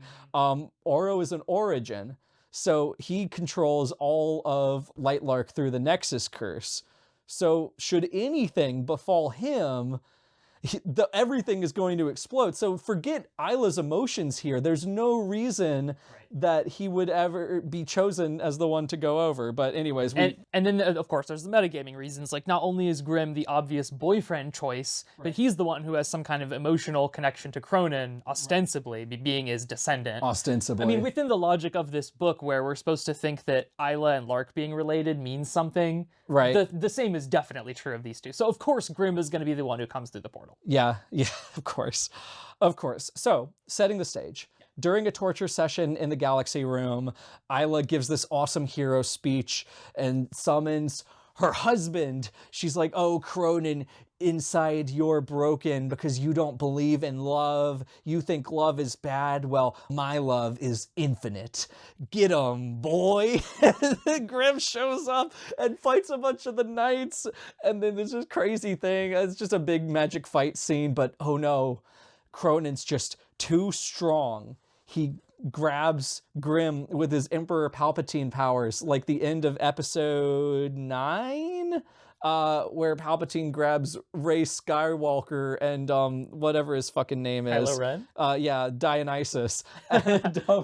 And he's like, well, you think your love is infinite? Well, some infinities are bigger than other infinities, and wipes Grimm's memories. Holy shit. Permanently. This is crazy. Now Grimm is back to the demon that he was in the beginning of Lightlark. He's been reset to, Lightlark Grimm. So this turns... Yay. We loved that character. We loved him. Famously one of the best SBU characters. I love characters that are on the Vad Deverell axis. And boy, is he on there. This turns the book into Fearless by Lauren Roberts, because Isla just escapes into the desert, and then Grimm and Isla capture each other and flirt a bunch. This turns the book into every children's animated movie where the plot involves getting back a character's memories. Right. That is the whole thing now. Right. We've gone from MacGuffin search to memory search. Right. What combination of magic items and having convincing conversations and fucking really hard can jolt Grimm's neurons back into their previous alignment? Right, yeah, Cronin's just like, hey, you're evil now, and Grimm's like, oh, okay, cool. Isla ends up at this oasis town. It doesn't really matter. She's like hiding out, and she meets this kindly woman named Jessel, who has these little adopted children, and they talk a little bit about rebelling against Cronin, which does happen, but they're often very like ill-fated, and many people who rebel never come back, but Isla can't stay long because Grimm's like actively hunting They've got her. like a Claire Obscure thing going on in this village because they send out waves of expeditioners every now and then, and they never return. Right. There's not a lot of screen time here, but Jessel will return. Meanwhile, on Lightlark, opening the portal is... Okay, so when Isla on her end, and then Grimm and Oro on their end, opened the portal. That allowed Grimm to step through one time, and it did not keep the portal in the prison cell open. But on the Lightlark end, the portal stayed open. Right. And it's now a big tear in the sky, and it's letting creatures through.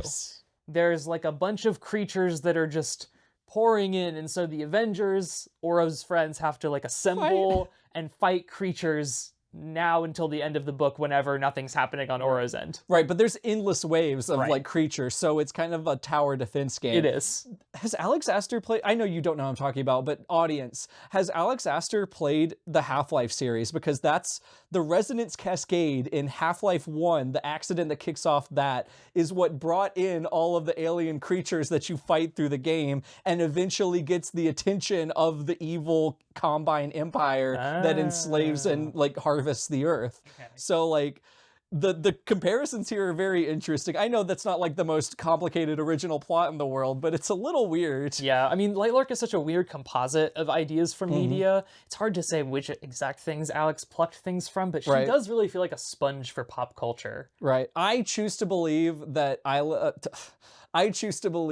Alex Aster is a really big Valve fan, and I probably ran into her on a TTT server in Gary's mod one time. And she called you a slur. And she called me a slur. I choose to believe this. This is my new headcanon. There's one actually really cool fight where, like, what is the big snake that comes out in Ragnarok? The, like, world-eating serpent. Skog's daughter or something. No, I don't know. Big snake. Big snake. Big snake appears. Großschlange.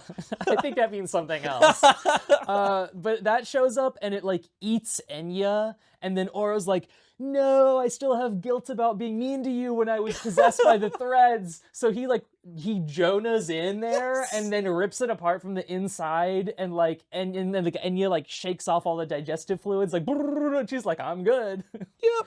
I did think it was a cool fight though. No. So yeah, the point of all of this bullshit that we're talking about is Oro just gets relegated to a tower defense mobile game every chapter, which are many. He's not doing anything. It makes iPhone sense. He makes iPhone sense. So the majority of our summary from the rest of this book is probably going to be mostly from Isla and Grimm's perspective, but just know that every now and then we get a creature fight. Yeah, or like a dream where she or Oro and Isla like sit on a beach. Back on Isla. She does this thing that I actually think is really cool, where she knows how Grimm fights. So that's like, one, she survives way better than anyone would against Grimm, and two, Grimm notices like, oh, how did you know I was going to faint at this point or whatever? And like, it's a callback to their fight during the Centennial. Right. And she's like, doesn't this remind you of this key moment from your past that only I know about? And then Grimm's like, how do you know this? Get out of my head. Oro must have told you that lying snake. But, you know, obviously there's the attraction is building and building as they fight. This is ultimately pointless because Grimm ends up just capturing her and taking her back to the stupid castle. He sure does. Many times. We are then introduced to the Astral Council. The Astral Council. This was Hunger Games meets ACOTAR, and now we have the Astral Council, which is a multi-galactic council of enslaved, technically, leaders of people. So they're all like, for the Half-Life 2 fans, it's just a board full of Dr. Breens who have sold out their planets for, I don't know, either the survival of their species or personal gain. It's very ambiguous because now everyone's got to like, they're basically like his like little paid friends because now they all have to like think that all of his jokes are funny and treat him like he's super cool. They're all just the same guy in a different robe color. None of them have names. None of them are described. Right. But they're all just mean men. Their first conversation is just like Cronin's explaining, like he's trying to like pitch joining the Astral Council to Isla, and he's like, sometimes we destroy planets, other times we keep them around if we need something. You know, it just kind of depends on my mood. And it's just like so stupid. This matters to Isla emotionally, but it honestly just reminded to me that this thing existed. Cronin takes Isla's mom's vial of See the Future juice and just destroys it. Well, he adds it to his crown. Yeah. He adds it to his crown, which can absorb magic artifacts, and then when he's wearing it, he has the power of those artifacts. Right. So it doesn't matter, I don't think. Well, he uses it a couple times to like project visions for Grimm, which like may or may not be visions of the actual future in order to like shore up his alliance with Grimm. Right. It's whatever. There's something going on there. Isla just does sort of join them. Like, she sits there and pouts, but she, like, goes to the meetings every time. And well, she's been given an arbitrary time limit, Right. Andrew. She has 3 weeks to decide if she's going to join or not join. Right. Not joining, of course, meaning that they'll be conquered super and whatever. dead. So this is where we get Cronin's most charming character trait by far. This little motherfucker loves coming up with games. He loves putting people in situations. I think he's a DM at heart because he likes having his little paid friends sit around a table and LARP with him, and he likes to send them on little quests. Yeah, being on the Astral Council is a lot like being stuck in a campaign that has gone on for way too long with this monomaniacal TM. Thank you for joining me for this feast, but it's not really a feast because one of you has tried to poison me, and he accuses one of them of poisoning him, and he's like, you can't do that, and he drinks the poison. And then he gives a drop to his servant who falls dead to just show that he's evil, and he's like, don't worry, guys. I'm a nice guy. I'm in a really forgiving mood. So here, buddy, if you can kill 2 knights in these 7 worlds that I have laid out in front of you within 3 seconds. It turned into Legend of the 10 Elemental Masters. It was like, there is a sequence of portals that are separated from each other by 2 feet, and each portal is 3 feet wide. You need to go through each portal and live out a lifetime where you kill a knight, and then you can come back and you'll get to go to the next portal. Right. There's like stages. That's a mystery dungeon. That is a mystery. So it's just obviously like the guy like goes into the first portal and then he gets spat back out in a Family Guy death pose. But like, I was so enamored with this because it's such a convoluted little game, but he took such delight in making it up that you can't really hate him. And he over-explains it too. He really wants to make sure that you understand his game and that you appreciate it. He has a little catchphrase as well. It's like, I always give second chances. Yeah. I'm merciful. I'm a forgiving person, or I don't know what he says. He has another game in mind though.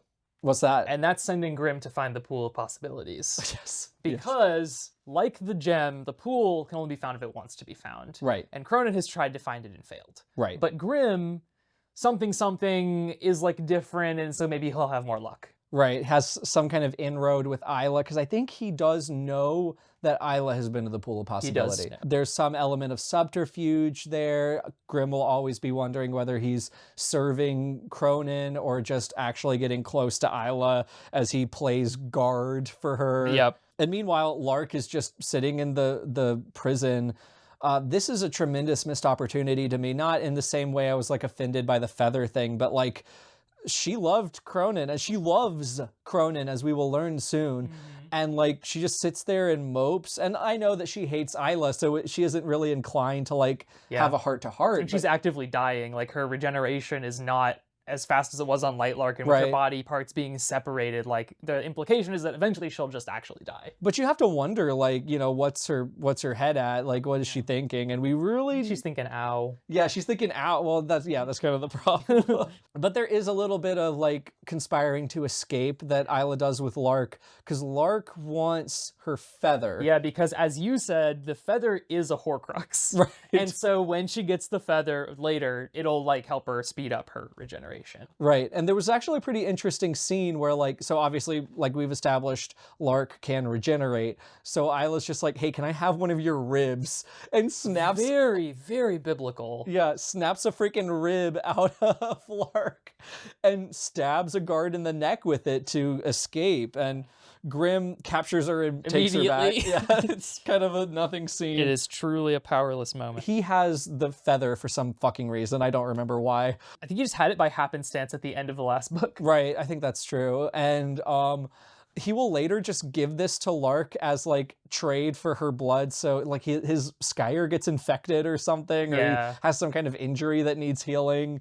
And so all of this is pointless. Grimm's going to end up giving the feather back to Lark anyways. Yeah, and Grimm has the Skyer that currently is infected, but it's going to get better and like make him really powerful at some point soon. Right. There are a lot of Oro chapters, a lot of Isla torture scenes. Is there anything that you wanted to talk about before we get to the the village being slaughtered. I want to point out that there's also, like you were saying, there's like Oro chapters where he gets his own pool, and like the universe also conspires to make sure he knows that everything he's ever done was the best or was the least evil. And that a lot of the things that he does are inevitable. Yeah, and inevitable. More on that in a second.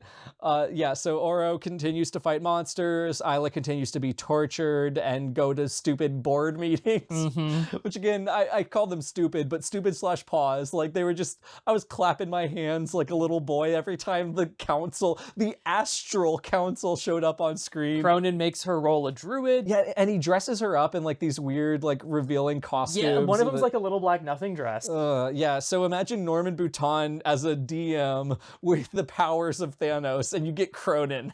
Oh, I don't want to imagine that. Oh. Later on, and considerably later on, we've skipped like, I don't know, 50 to 100 pages. Isla is summoned to a dinner, but it's not just any dinner. It's a sentencing for more crazy stuff. Yeah. The entirety of that Oasis village is basically brought in because they were traitorous. Not only had they been like feeding people to the rebellion that has been plaguing Cronin somehow, but also somehow Cronin knows that Jessel has harbored Isla when she escaped the first time. So he comes up with a little game for them to play. He hands them a knife, the villagers. He goes villager by villager, and he's like, here, take this knife, and if you can wound me, you are free to go. Nothing bad is going to happen to you. And he gives it to, like, it's actually, like, if it weren't so ridiculous, it would be pretty harrowing. He gives it to, like, a little boy, like a child, and the child, like, tries to attack him and does a pretty good job of it, but then Cronin has godlike psychic powers, so he just psychics the knife through the interior of his arm into his heart, and it's just gruesomely described. I'm laughing because, I mean, obviously this is a terrible image, but like, this is Lightlark. Yeah, it's ridiculously brutal. Right. And I feel like Alex heard what we were saying in our previous episode about how I thought the gore in the zombie scene was cool, where Isla bites the zombie's finger off, and she was like, okay, well, if that's what works, here's a million of it. Here's a million of it. I'm going to turn this man's arm into a knife tube. Right, so, So Cronin does that a lot with all of the other villagers, and eventually it comes to be Jessel's turn. And Isla pretends to be evil for just long enough to get the knife, and then she's like, here, do the same game. She re-explains the rules, and Jessel tries to attack her, and then Isla slits her freaking throat. Oh my god, that's crazy. Whoa, she's fucking dead. She does this because she absorbs people's souls or whatever, like the Dragonborn, and it's the only possible way that this is Jessel a mercy, could be. You understand. Right. She had no choice. In a way, it's good that Jessel died. Because if she hadn't would have done that. If she hadn't would have done that, it would not have had would happen. That's exactly what I was gonna say. But like, fuck the other villagers, because Isla didn't kill them, so their souls are in hell now. Yeah. Man, I hope they didn't speak Japanese, or they're really fucked. No, they speak Spanish, canonically. All right, I think that one's on the list. Mortis Capers is cool with Spanish. As Jay was alluding to earlier, we get more Oro chapters where he gets invited to the pool of possibilities. Don't know why, just I guess his soul finally passed the clean test. And we get that depressing, sad determinism where he just asks a bunch of random questions and gets like a error message. He's like, what would have happened if my brother didn't fall in love with that wildling, which kicked off the entirety of the curses? And we hear, no, your brother would have fallen in love with this woman in every reality, timeline. Every possible world, this happens. And, you know, what would happen if me and Isla didn't fall in love? And they're like, no, you would always, every single world where you and Isla exist, you fall in love. And I don't know, like, I love the life that I live, but if I knew that no matter what I did, I would always end up in this situation, as good as it is, like, that's scary. Yeah, it's horrifying. That's really scary. You know what it reminded me of? Oh, we haven't told this story on here because I want to be the one to tell it for the first time. Please. There was somebody in real life English club who wrote a story during our like first semester of doing the club where characters who were in love with each other would have their hands start to shake when they first met. It was like a soulmate bond It was thing. a soulmate bond thing, so they would actually have the handshaking thing happen before they even develop feelings for one another. Right. But it was like the universe telling you, this is your person, and you have like no other choice but to be with them. Like if Right. you are with somebody else, you can be, but like you'll never be as fulfilled. Right. And this like club member wanted this element of the story to like sort of just hand wave away why these two characters had to get together, Right. so that we could just move on to the next thing.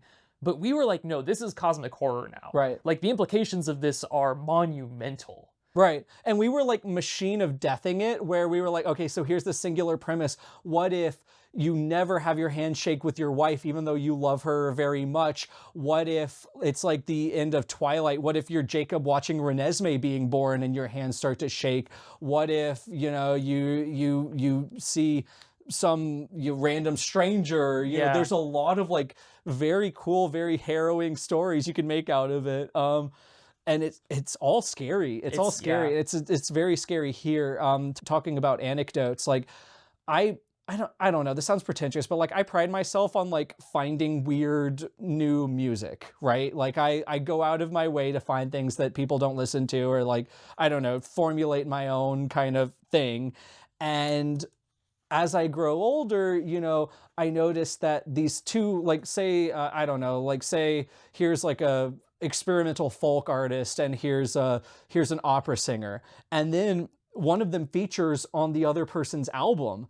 And I'm like, holy shit, has this original experience that I thought I was having organically actually just been preordained by a series of algorithms? Right. These networks existed before you knew that they existed, and you thought you were entering into something that hadn't yet been networked. Right. Like I am the product. I am the product of this. You were the point connecting these two concepts. Right. Evidently, they were already connected. I was the intermediary dimension. You were the nexus. I don't know. I don't like that. That's not good. And it feels the same way here in this book, to learn that no, there's no getting around this. You are stuck loving Isla for the rest of your life, Oro, and no matter how much it hurts you, no matter who dies, this is it. It's either horrific or it's juvenile. And I hate to be binaristic, but as I was reading the book, and there's other things that we'll talk about later that engendered this same sensation in me, but it's either horrific or it's just juvenile. It's like, oh, well, you know, true love. Like they have to be together. Like that's just how it works. But no, you're a prisoner. Yeah. You are a product. You are machined.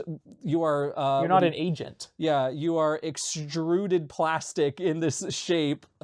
It's just terrible. Isla, meanwhile, continues to be tortured, and Grimm is her little guard. Yeah. And as their attraction grows, they start to have, like, evil hate sex. Yes. Yes, it's they just do. like visceral. It's fine sex. It's whatever. It's all consensual, but it's just like the fact that his mind has been wiped adds a whole new layer of discomfort. It's not a Blood of Heracles discomfort. Like Grimm, the new person, still consents to these situations. But afterwards, he's always mad. Right. It's like, it's just physical, but was it? No, it is. I'm evil now, but am I? Yeah, it's just and Isla's like, I know next time he'll remember. Right. Finally, like I was talking about, we do finally have a moment with Lark being brought in and Cronin talking to her. Yeah. And Lark's just like, I fucking hate you. I want to kill you, blah, blah, blah. But Isla can like sense that there's some love connection between them. Right. Not only can Isla sense it, but Cronin's like, okay, you know, if you win a duel against me within 30 seconds and do the Konami code, I can teleport you anywhere you want as long as it's somewhere where I'm okay with as well. Blah, blah, blah, blah, blah. You know who he is? He's Yami from Yu-Gi-Oh! Before it became a card game. Like back when Yami was just like an evil Egyptian spirit that liked to make up games to kill people. Right. That's exactly what he is. No, it really is. And you know, the duel happens. There's some back and forth. Lark's pretty strong. Cronin's pretty strong. But then Lark strikes what should be a killing blow, and then Cronin regenerates. Whoa! Which proves that their love bond persists despite, I mean, I guess the implication is that deep down Lark still loves him, which is just begs the question of like, why? Yeah, what do they have in common? What do they? What was their connection ever? Well, they're both crazy evil people, so maybe that's something. Well, I guess they don't even have to have a connection. Like the universe just needs to say you have a connection, right? And, then, it is so. Then it is so. And then she gets turned to dust. Like she's still alive, Yeah, like but like literally. yeah, she's like, just like in the end of Avengers Endgame. That's what I'm saying. Now Lark is dust, and they just like put her into a dustpan, and yeah, they like, sweep her up and they dump her back in the cell. Right? They're like, oh, she'll reconstitute soon, and she does. So it's all well and good. So Oro and Azul hang out for a little bit, and Azul's like, hey, I was thinking about this Crowntide thing, and there's a version of events in which exhausting. Crowntide could be a person, and not an event. Not an event. And that person could be you, could be Grimm, could be Isla. It doesn't matter, but it could be you. Right. In other words, it could be the case that Isla doesn't have to kill one of them, but rather one of them could kill Isla. Right, or one of them could kill the other man? Or I don't know. It's unclear. It's unclear. But here's the thing. Because there's a parallelism established between the current trio and then the Cronin, Horus, and Lark trio, right. Technically speaking, they also all meet all of the qualifications. Yes. So the book does not acknowledge this. No. And this is not going to be the case. But I did think it was funny that also the Crowntide could be one of them. Just technically. Just technically. Yeah, by process. That's the thing about these prophecies is we don't even know the text of this prophecy necessarily. Something will happen at some point in the next book and someone will say, the prophecy, it was fulfilled. And I'll be like, all right. Okay. We get finally, this is actually pretty late in the book. I don't know how well the camera's going to pick this up. You're going to talk about the male whimpering, right? Oh no, do you want to talk about male whimpering? Yeah, there's male whimpering in this book. Okay. Grimm does male whimpering. Okay, that's great. People like that, so good for him. I don't want to talk about male whimpering. I want to talk about the requisite. I want to talk about the requisite doomsday clock. Oh yeah, because it's not only the normal doomsday clock was already there. We had the 3 weeks, and Isla is still dying. And Isla's still dying. Which I don't know which winter because we're in a different dimension now. But forget about that. Don't worry about it. He's not about to talk about that either. Shut up! Shut up! I hate you. The doomsday clock gets sped up, so now we have like I think 3, 2, 1 days. We have a shorter period Cronin's of time. like, I'm gonna shave a couple days off that. Right, and Grimm warns Isla of it. Like the invasion of Lightlark is going to happen like way sooner than expected. Yeah. So Grimm lets Isla escape, and then they get recaptured again. And Cronin's like, I'm a merciful guy. So Grimm, Isla, if you guys fight to the death, and you do it within 3 seconds, and you pull off 6 executions of a spin move. And a Christ-Air 360. Yeah, and whatever. Yeah, no scope. I will let your respective realm live, but not right now. It's tomorrow. You guys get 1 night to sleep. So then they have more evil hate sex, but it's less evil and more just kind of sad. And it also just doesn't mean anything because Grimm is like, oh, it was just physical again. And then Isla escapes too. So, so cool. Oro has the star stick now. He finds it. He has to dig for it, which means blasting into the earth with his sunbeams. Right. And it makes him really tired, and Enya is like, keep going. Right. Lark left it underground because she was using it to transport her zombies, and like then she closed the tunnel behind her, which just means that now there's just solid dirt. Earth. Oro needs it to teleport his friends around to stop the creatures. It doesn't matter. It didn't come up in my summary because it doesn't fucking matter. But he just is like, wow, Isla, your love has restored my strength, and punches the ground really hard. And then the star stick is on the bottom of the crater. Hey, it might matter next book because Grimm happening to have the feather at the end of the last one mattered in this one. Oh, you're right. Isla ends up in the Forgotten Forest, and she baits Grimm into it because this is like her final Hail Mary to restore his memories or whatever. So they have this awesome, confusing, syntactically weird fight where they have fights in parallel with like flashbacks of their love story. So they fight in the agora, they fight in the chocolate shop. They basically fight on all the Smash stages that would exist if this were a fighting game. Yes. And this scene, it starts out really cool because if you recall from the description of the forest earlier, when you get trapped in a memory, it also like creates all the people that were there. So initially they're like fighting these dream versions of themselves, but then they end up fighting the real versions of themselves just in the locations, which is a lot lamer. I thought it was cooler when they were fighting both the real people and the dream people at the same time, and it was like kind of unclear, and their dreams were like overlapping. I wish that had stayed that way because that was kind of epic. And it kind of works. Grimm has this moment of doubt, but then, you know, suddenly his evilness is re-galvanized and he becomes evil again, and Cronin shows up and they're like, Isla, show us the pool of possibilities, you stupid idiot. And now the pool is in the woods. Right. And they just go there. Right. And they go there, and then Cronin, oh my God, guys, this is crazy. This is the craziest twist in the world. Breaks Isla's neck. Yeah. Just freaking murders her. There's a lot of throat grabbing in this book. A lot of throat grabbing, both for sexual and non-sexual reasons.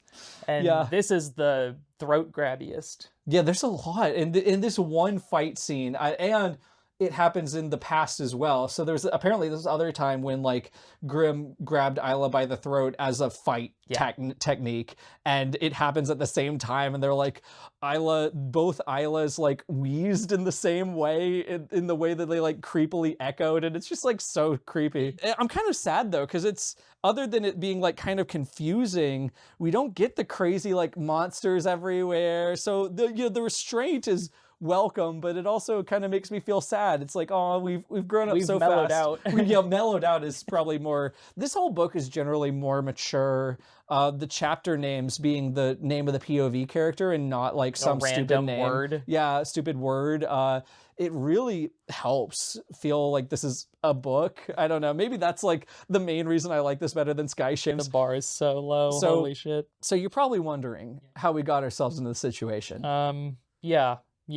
Hours before the events of the fight scene that we just described, Isla made a deal with Lark. So she's like, tell me how to kill you, I'll take your power, and then I'll resurrect you, pinky promise. Yeah. Because as much as you hate me, Lark, you hate Cronin more. And Lark's like, okay, fine, and does. So all's well that ends well. Lark fucking dies, and now she has reconstitutory powers. Back in the present, Isla's neck just snaps back into place, which is kind of cool.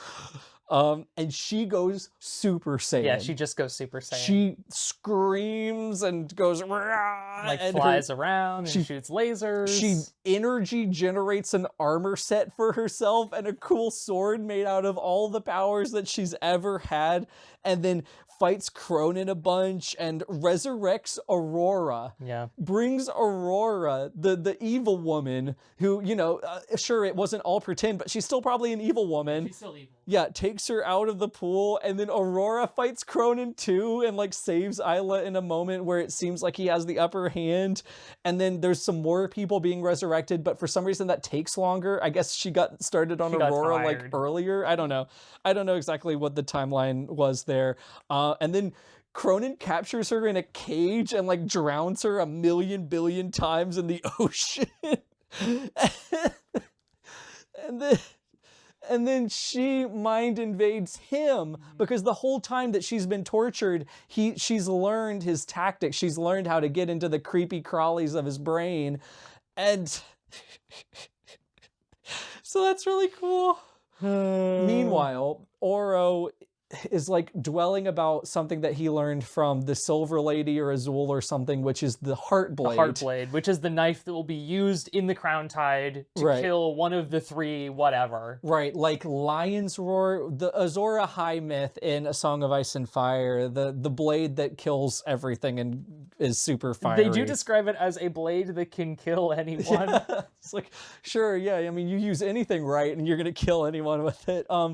So there's some vague implication that he learned specifically who's going to kill who and how and why, but he's going to stay mum about this. The narrative stays mum about this. So that's buried lead for book 5, I guess. They also don't know exactly how to get it because it exists in a place outside of time and space. Right. So I guess like wherever the Christian God lives. Right. In the Protestant conception. In the Protestant conception, true. Isla somehow manages to escape, portal back, and then...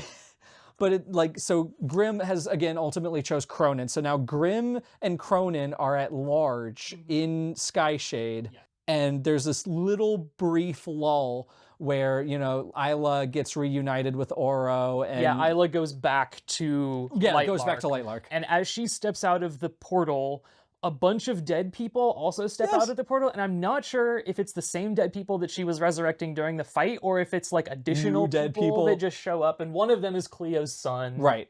Which, yeah, that's it. You know, they just kind of embrace. We don't really learn a lot about the son personality or even appearance-wise, but it's great. It's great that, you know, if you lose someone very close to you, you should obsess over it until the universe bends around itself in order to allow him to return to you. The whole thing, it feels like the opposite of the end of Evangelion, where like the ocean is like turning into living people rather than vice versa. So it feels very apocalyptic. Yeah. And to that point, that very moment, a million billion portals open up in the sky, and Oro's kind of being shifty. Like, Isla can tell that he's learned something pretty upsetting, but we don't know exactly what that is. And Isla, it says in her own internal monologue that she is now as functionally invincible as Cronin, and the only thing that could kill either of them is the Heartblade. Title of book 5. Right. Who will it stab? Find out next year. Yeah, that's about the sum of it. That's the book. Pretty darn good. Pretty darn good. It kept my attention the entire time, and for all the redundancy, this harmony, very briefly, that kept me going a lot more than Skyshade did. I don't know if it's just having read so many of these, or if it was something that was actually better about this book, but as I was reading it, I was much more able to get into the headspace that I imagine these book talk books want you to get in, where you can completely skim and still follow everything that's happening. Yes. Like, it wants you to read passively. Oh, God, yeah, does it? Yeah. Does it ever? Which I don't like to do. No. But it helped me learn how to do a new thing. Right. So... Right. Not the worst book I've ever read. Definitely not the worst. I was always with you, her mother said, and I was always, always proud. Why? Isla asked. Because through it all, you endured, she said. She reached towards her heart. Your heart endured, your hope endured, your love for your world endured. I don't know if I can endure this, Isla said, feeling that pain faintly about to rush back. Endure, Isla. Persist. When the world pushes you, you push back. Her mother squeezed her hands. Wildflowers bloom even in dead places. There are those who tried to bury you deep, but you are a seed, and you are only now growing.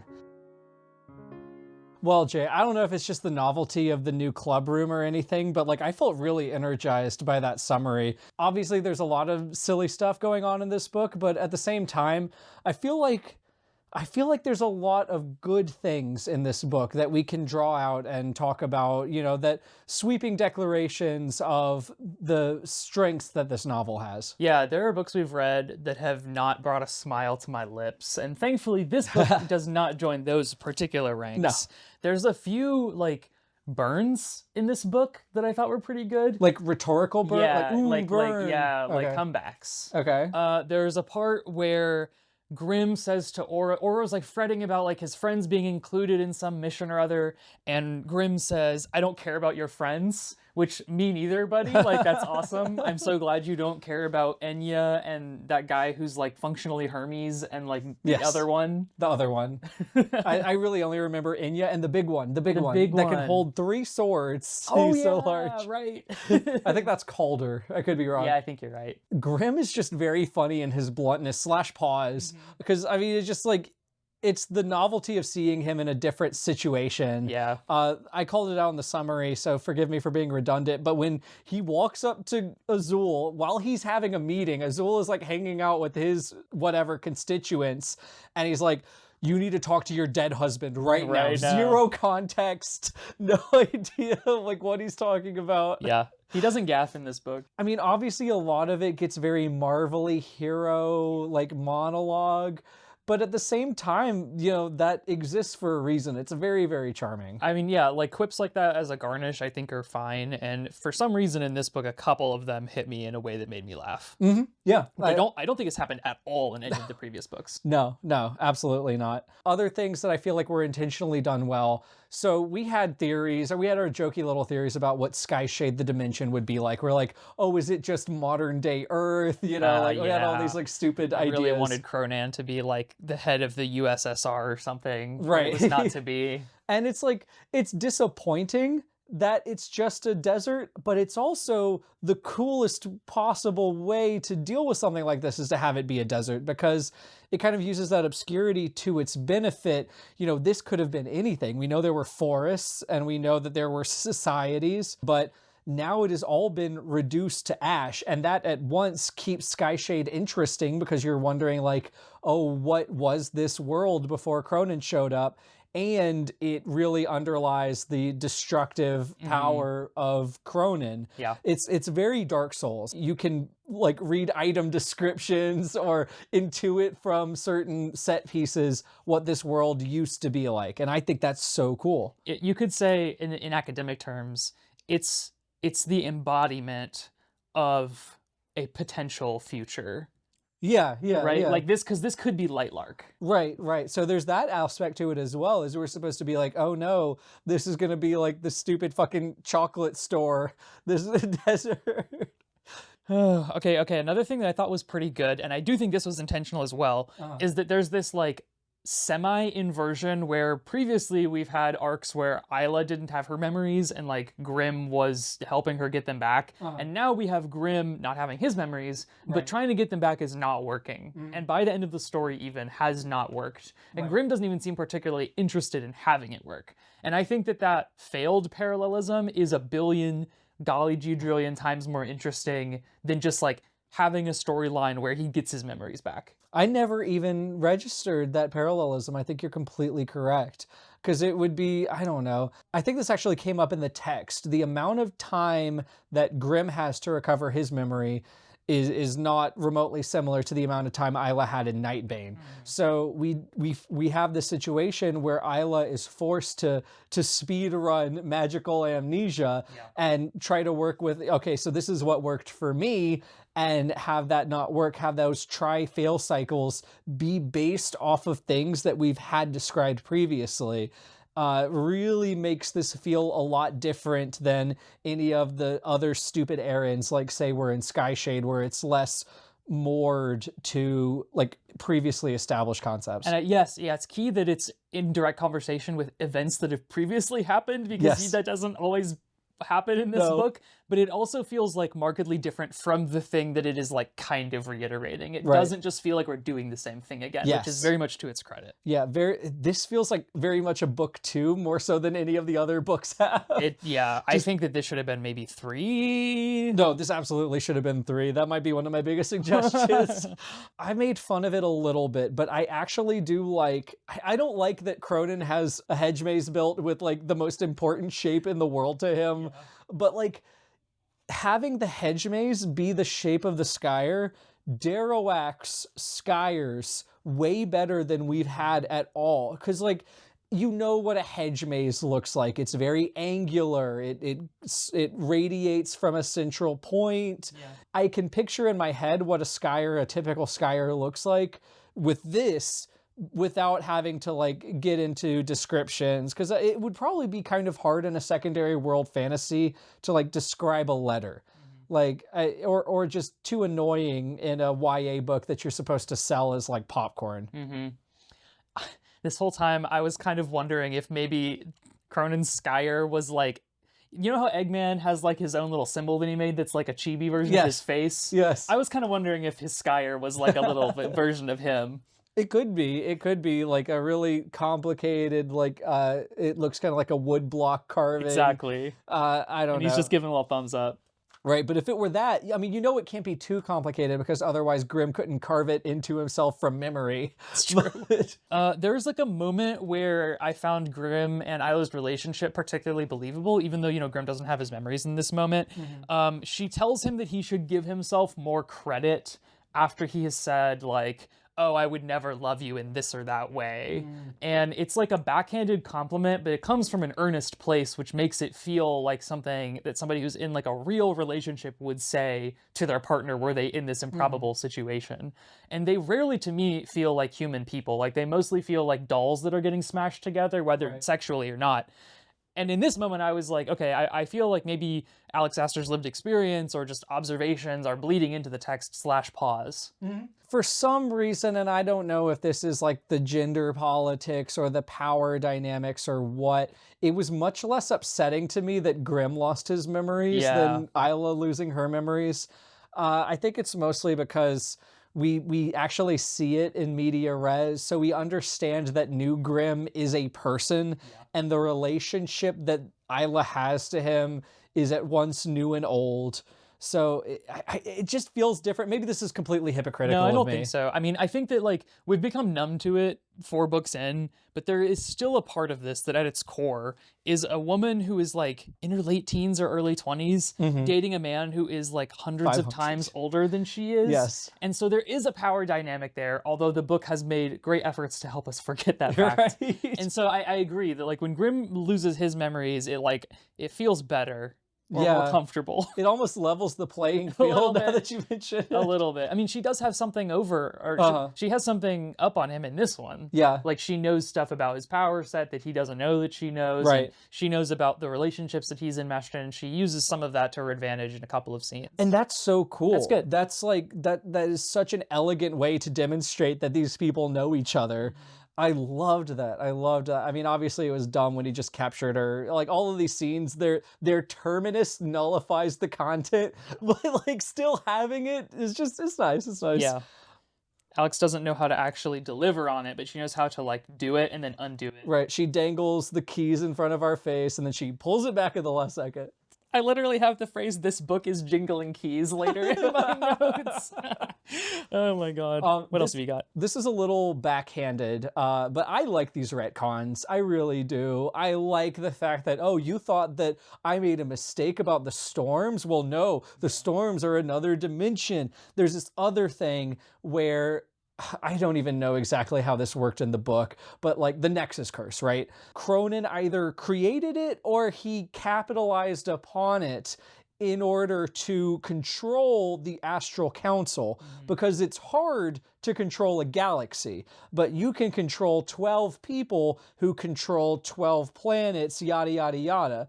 And reframing this really, really dumb curse as this extension of crazy evil man Emperor Palpatine's exercising control over people, it just kerchunks a lot better than I was expecting the Nexus Curse to do. It does make sense in that way. Like it seems like the curse was custom built to do something like that, because if you could control a small group of people that like on whom like hundreds of thousands of people depend, that would be a much easier way to control hundreds of thousands of people and ensure that they don't rebel against you. Yeah. So I think it makes a kind of rational sense. It's like a pyramid scheme, you know? Yeah, a little bit.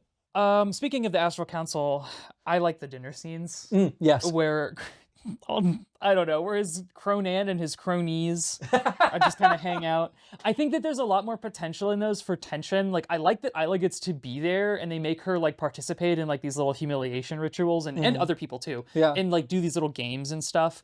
And I wish that we knew more about the other, like, characters that are there. Yes. So we know what their power dynamics are. Right. And I think, this is getting into suggestions, but I think we could lop off, like, a good chunk of this book and rededicate it to that. Yeah. Maybe the Oro chunk, perhaps? Yes.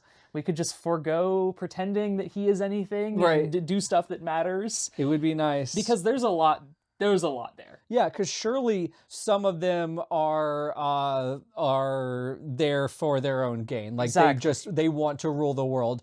others of them might have made this impossible Gospel of Judas choice. In order to have their planet survive, they have to be the bad guy and turn into a despot because it's that or annihilation. Maybe somebody's inherited it. Maybe someone's inherited that. it. Yeah. Like there's books and books and books in this one council. And I feel like even alluding to that more than just having, I think, speaking of hedge maces, I think she says that one of their beards looks like a maze, which does not make any sense to me. What on earth is she trying to say? No, I'm serious. That was in the book. I can't remember exactly the phrasing, but it was shaped like a maze. I don't know if it looks like super tendrily and angular. What I wanted it to kind of look like, sorry, it's suggestion time, but what I wanted it to look like was Star Wars Episode 2, the Trade Confederation, how like, you know, because they're all like the same guy in different costume, but like, I wanted like a guy to be like a robot man who communicates by like moving dials on his thing. I wanted like a weird alien bug creature. This is something I was going to say too, is like I want them to look different, and I think it'd be cool if some of them were like maybe different genders too. Yes, other than because the fact that they're all dudes is just kind of boring. Right. Okay, good things. Sorry, we got us off a tangent. They say fuck a lot in this one. Is that a good thing for you? I thought it was charming. That's in my bad thing. I said it a million times. I don't care about the word fuck. The only reason we ever censored those is because of YouTube's monetization policy. But like, you can only say it so many times. Yeah.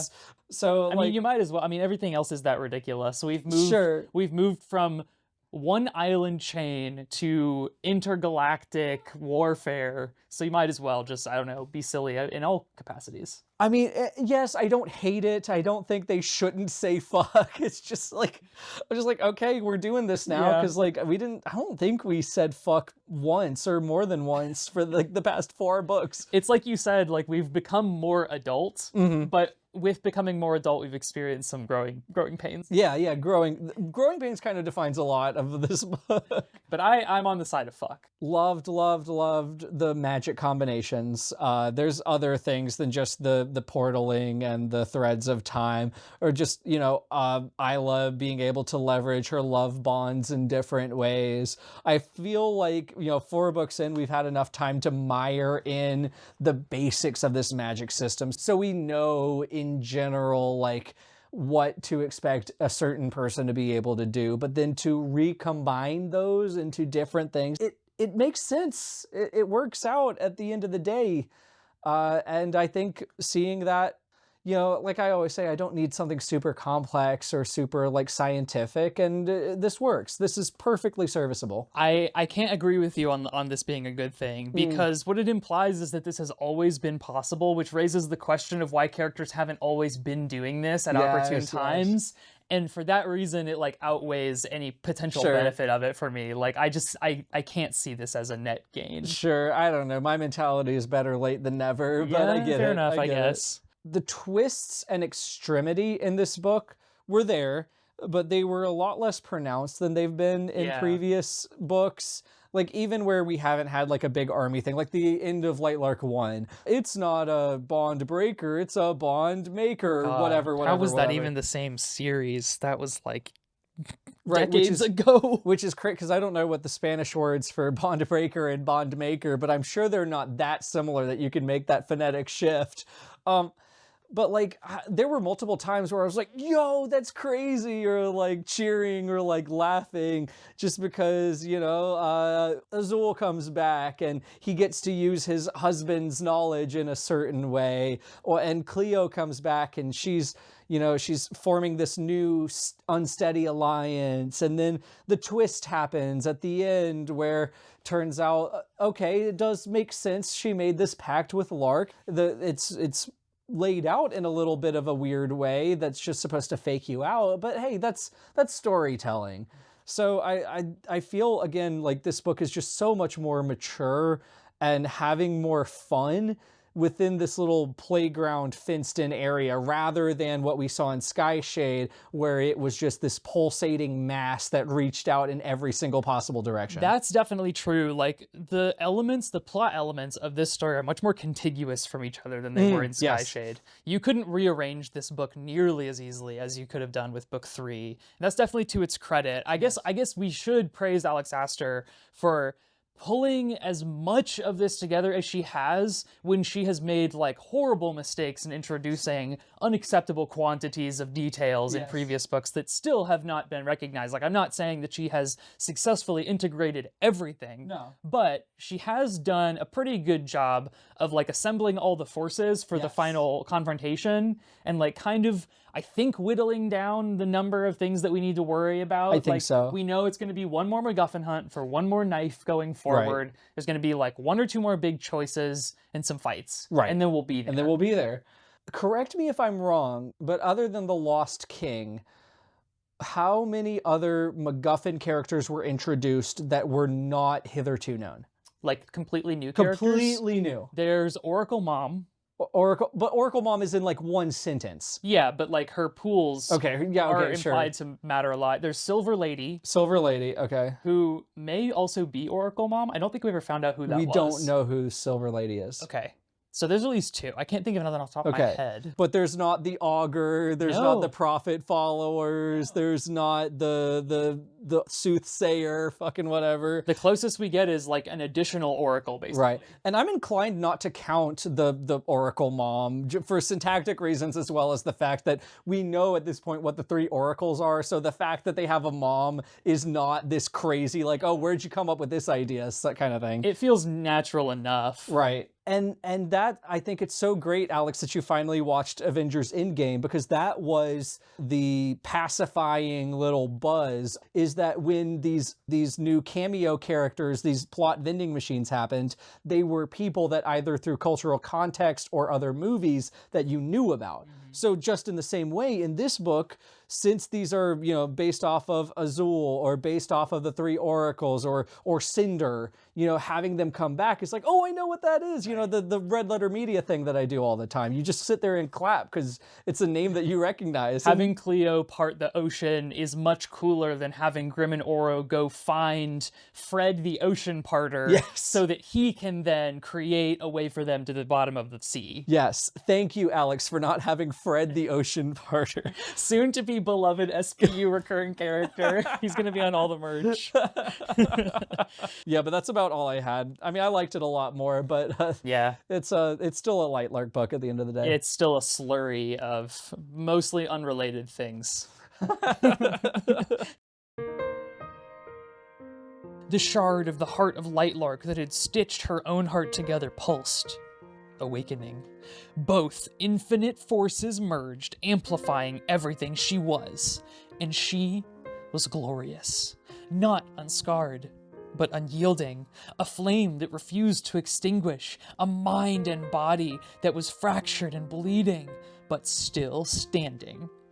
Everything in her was focused on that pool. Her arms were stretched wide, her head was thrown back. It was from this angle that she saw a flash of darkness spiral through the night, pure obsidian, concentrated into a pike. It pierced through every layer of the shield around her. Her fingers flexed, but all her power was focused in the other direction. Cronin had broken free of the cage, and now he was going to split her mind in half, in so many pieces they might not ever reform the same way again. I thought it was half, though, which would be 2. 2. She gasped, bracing for the impact. Would you like to give us what makes such a slurry of things that don't really connect together? I'll start slurping the slurry. Slurping the slurry. Why didn't you say so sooner? Alex, let me look into the camera for this one. I'm going to look into all 3 cameras. Alex, I can't stand these Instagram motivational quotes that you keep assigning to people's fucking parents. Yes. I hate Oro being like, my mom always used to say, find your fire. That's probably the most saccharine part of this book, because like Isla's mom has a phrase, or she just like talks to Isla and says, hey, you're perfect, nothing bad could ever be done by your immaculate hands. The strongest ones aren't the unscarred, they're the ones still standing. That's big. This is gaudy. Like, I feel like I'm standing in a Hobby Lobby when I read that. But it's thematically related to Lark, you know, because she doesn't get scarred. She always stands no matter how scarred that she gets. So it's actually...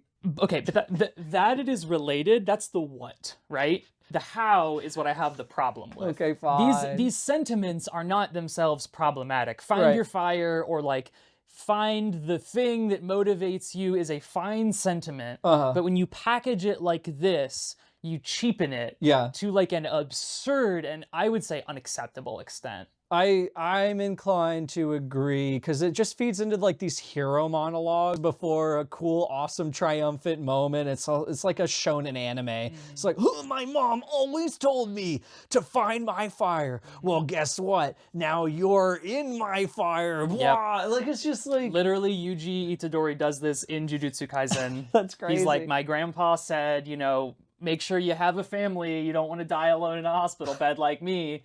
And then Shinji. My dad always said, get in the fucking robot. And you know what? That kind of applies too. It does. It does. That's funny. I have a bunch of nitpicks. We don't need to talk about them. I'll just list them off and you can commentate over them if you want to. I debated having a lot of these in there because they're not that super important, but like a lot of these books that we do for this podcast, there's a lot of little things that just kind of eat away at the book like acid. So no particular order, not really anything crazy, but okay. Yes, haha, funny Marvel joke, but infinite is a stupid name for a rock. Yes, it is. A small rock. Yes, it is. Even a powerful rock. It's just like, I don't even know what about it. Like, I think it's the fact that it's an adjective being used as the name of a thing is just bothering me. At least the infinity stones are the infinity, a concept, noun, stones. And I will say, still kind of a stupid name, but it at least has been around for so long that we all can't help but like kind of take it for granted to a degree. And it's like, substitute it with another adjective. Like if it were called shiny or hard, it would be just as stupid, you know? I don't know. I was trying to think like of qualities of a gemstone. The word careen is used way too many times, which is like 5. I think 5 times something careens into something else, or his power careened around him. That's that like, crack editing team at work again, making sure they notice those little details. I love the word careen. I think it's a great word, but it just, once you notice it, you can't unnotice how many times it gets used. Galaxy Room sounds like a laser tag place and not a torture chamber. I just cannot take seriously the fact that Isla gets tortured in the Galaxy Room. It's that phenomenon of describing things in the most general terms possible. What is it? Oh, it's the room where the galaxies are. So we're calling it the Galaxy Room. Right. It's not like the Celestial Observatory or something like that. Even if it were like the observatory or something, like I could imagine being tortured in an observatory. That is the specific word for a place where you look at galaxies. A room where you look at galaxies is an observatory. Okay, but that's too many syllables to be able to skim through. Observatory? I don't know. You're right. It's just like, it just bothers me. Isn't, what's that gas station drug? Galaxy gas? Galaxy gas. Yes, it's just like, it's like the smoking room from one of the King in Yellow things, but it's just the room that Cronin does galaxy gas in. Cronin says, Jarvis, fill my helmet with galaxy gas. There's too much rhetorical mind reading. It'll be like, Isla considered using the knife in her hands to hurt Lark. You can't hurt me with that, Lark said, as if reading her mind. There are so many of those that ends with as if reading pronouns mind that it's just like, it made me feel kind of like I was reading Powerless, how like everyone was pretending to be psychic. It's just bad. Isla, when Grimm loses his memory, she severs their love bond so that Isla can't like track her or use her powers or whatever. And I get that that's a cogent reason to do it. This is so stupid, but like, wouldn't this be like really compelling evidence to Grimm that his mind had been messed with? I was wondering that there were like too. Evidence that they had a love bond. Exactly. I don't know. Like I get why it happened, but it just opens up a lot of these weird like possibilities. And it takes him a long time to notice all the gaps in his memory too. I would think that would be apparent really quickly, and he would be suspicious about like what those gaps contain. Right. But he gets swept up in playing Cronin's little Yu-Gi-Oh games. Right. He's a little little Yu-Gi-Oh games. And my last one is, you can only do the people fighting interrupted by lightning, a storm, something psychic happens to them, like maybe 2 times. I would say 1, but like probably 2. And it's like a million this time. It's every time Oro and Grim are together. It's all of the little Lark and Isla scenes in the beginning. I realized that like when you enter in a fight scene, really your only 2 opportunities, or your only 2 options for how to end it is one or the other party gets incapacitated or both gets incapacitated. So you have to contrive some third way to end the encounter. But I would challenge you to be just a little bit more clever than that, buddy. At least disguise it some kind of way. Right, because it's just like very, very obvious, and it feels very Deus Ex Machina. And it just gets repetitive. Right. And it feels like it halts the momentum every time, too. Yes. Because after a while, so in the first place, it halts the momentum because we build up this energy for a fight, and then just something unrelated stops it. But then after that's happened enough times, you stop believing that the fight is actually going to result in anything. Right. And it becomes like, oh, all right, kind of an obligation. Right. Like, we know how this is going to end. Right. Let's just see what stupid contrivance comes between us and them now. Exactly. So those are my nitpicks. None of those were crazy, but Alex, I have to tell you these just because they bothered me to an extent I felt was worthy of discussing on the internet, but it's not that bad. I think that the sex in this novel continues to be kind of juvenile in the way that it relies on hyperbole to make it exciting. In Grimm's eyes and in Isla's eyes, you know, just the other way around, Isla is perfection. She is like the absolute best thing, but she's also his ruin, the worst possible thing. And we're supposed to, on some level, be able to think of these characters as like human people. Yeah. And it makes him sound like a teenager. Yes. And it's really weird, again, coming from like a 500-year-old guy. There's just no room for any humanity in these absolute extremes that he just flips between. I mean, it's honestly a little bit embarrassing, and it's also kind of boring. Right. I don't know. This is where we get to the realism versus roller coaster debate. It stuck out to me in kind of a negative way that like every sex scene is like Grimm being like, I'll do anything you want. Use me. I need you no matter what. I don't care about anything pertaining to me. I need to make it all about you. And obviously this is like an aspirational... Yeah, it's wish fulfillment. Right. But at the same time, it just feels weird in terms of like an agency thing. Yeah. And I go back and forth about this. I could really argue it either way. It is just weird that we're in these kind of situations when like Lightlark and Nightbane didn't necessarily have it quite like this. Yeah, this is extreme. It's extreme, and it's emotionally extreme. Like the sex is like finely written when people are not being like, I'll do literally anything, whatever you want. I don't care how crazy or fucked up it is. I'll do it for you. It's just like, it makes me uncomfortable. It makes me uncomfortable too. And part of it is definitely that this is like not my fantasy. If it is your fantasy, maybe you'll get more mileage out of it. Right. But it feels disingenuous.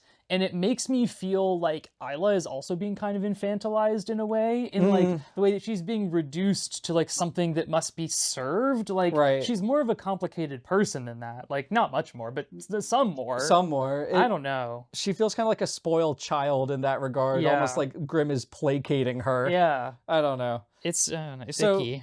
Your mileage may vary. It's not the biggest problem in the book, but it made me roll my eyes. No, yeah, absolutely. The way that the word universe is just like incepted into this universe, as it were, as though to imply that everybody has always known that there are galaxies with other planets with living creatures on them, when that has definitely not been the case. It feels kind of egregious. I just don't buy it. I thought this whole time when we used, for example, the word world, we were talking about dimensions. Right. But now it seems that we're talking about planets that are in other dimensions. Yes. I can't believe that we are here having this conversation. In a million years, I would never have guessed that Lightlark would turn into a dystopian sci-fi. Me neither. And of course, language is being bent in pretzels in order to accommodate this. Yeah. Because, and you know, we've gotten flack for being a little bit prescriptivist vis-a-vis like genre trappings or expectations, but like, come on, just give me this one time. Like, we cannot go from Lightlark to sci-fi. I mean, we cannot pretend that the word world in the past books meant planet. Right. Because it didn't. No. It just didn't. And if you're going to do that, then yes, you're going to have to make linguistic concessions to like understand what we're being talked about here. Because like, I don't think that Lightlark could be considered a world in a sci-fi setting. No. It's a pocket dimension. It's a relay dimension. Like, I would call it anything but a world, basically. Now Certainly not a planet. Now I have to wonder if it's even a planet or if it's just like some kind of flat plane that consists of these landforms that we know of, and the rest is just empty ocean. Yes. Like, is it a sphere? I mean, the other planets, some of them that they mention are spheres. But Lightlark is, like you said, a pocket dimension between galaxies. Right. It's like Earth in that it's flat. Right. Right. Yeah, it was formed by God under a clay seal. Right. So in speaking of formed by God, that's a really good segue to one of my biggest things. This book, by introducing the things that it does, makes this universe teleologically and eschatologically weird, if not completely broken. He said this to me last night as well, and I told him to stop and save it for the episode. Because no, I'm not kidding. Like, I know these are funny words, but I have to be specific. Yes. Like, it's the whole problem you were talking about with, like, you know, you have to be specific, but you also can't be alienating. I have to be alienating here because, so, teleology, the study of the end, the end goal of whatever, existence, life, yada, yada, yada. What is it now? Yeah, I don't know. Lightlark was, I think, created by Cronin. Yeah. Or used as a prison, either created as a prison or used as a prison. With whom did Cronin procreate in order to beget the entirety of Nightbane as we know it? I need to think about where that. did the people come from? Yeah. So that's, you know, like the living life of each individual person, but in terms of eschatology, so like the study of eschaton, the world after this one, either like after an apocalypse or death, what happens when you die? Yeah. Because you can show up in this other pocket dimension full of fog, but only as a fragment of your soul, and just waiting like a Venus flytrap for your specific emotional person to come across. And some of the characters are choosing to stay there because that's what Oro's brother says, right? Right. He's like, I was waiting to tell you. Right, but he's still, you know, just waiting. You know? It's not like... So we had the zombies thing, and the zombies thing was very classic. It was almost like, you know, I keep talking about A Song of Ice and Fire, but there's, you know, a theory that the zombies in that aren't zombies. They're being telepathically controlled, like meat puppets. They're not like in any way sentient or a creature in their own right. So that was kind of my interpretation of these zombies in Skyshade. But then, you know, you can actually whole ass bring someone back to life if you're in this specific dimension. I know this could be saved for book 5, but like, what has Cleo's son changed? Yeah. Is he exactly the way he was the day he died? Does he...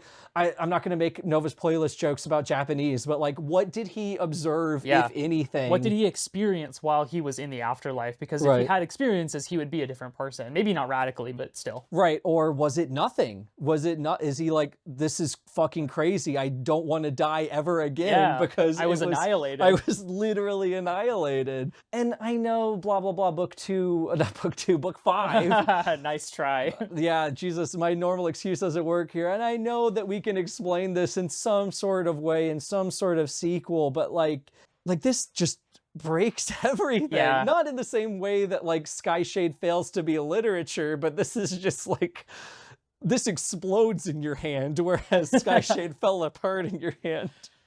Yeah, I don't really have anything to add to that except to emphasize that I completely agree, and it feels like very pressing now that resurrection and immortality and ghosts are suddenly really important. Right. Also, Ghost of a Human Woman in Lightlark was referred to as a creature. Right. So is that a different kind of ghost? If you die... Okay, wait, I got this. If you die in Lightlark is not a planet. Planets have some sort of connection to the spiritual realm, hypostasis or whatever.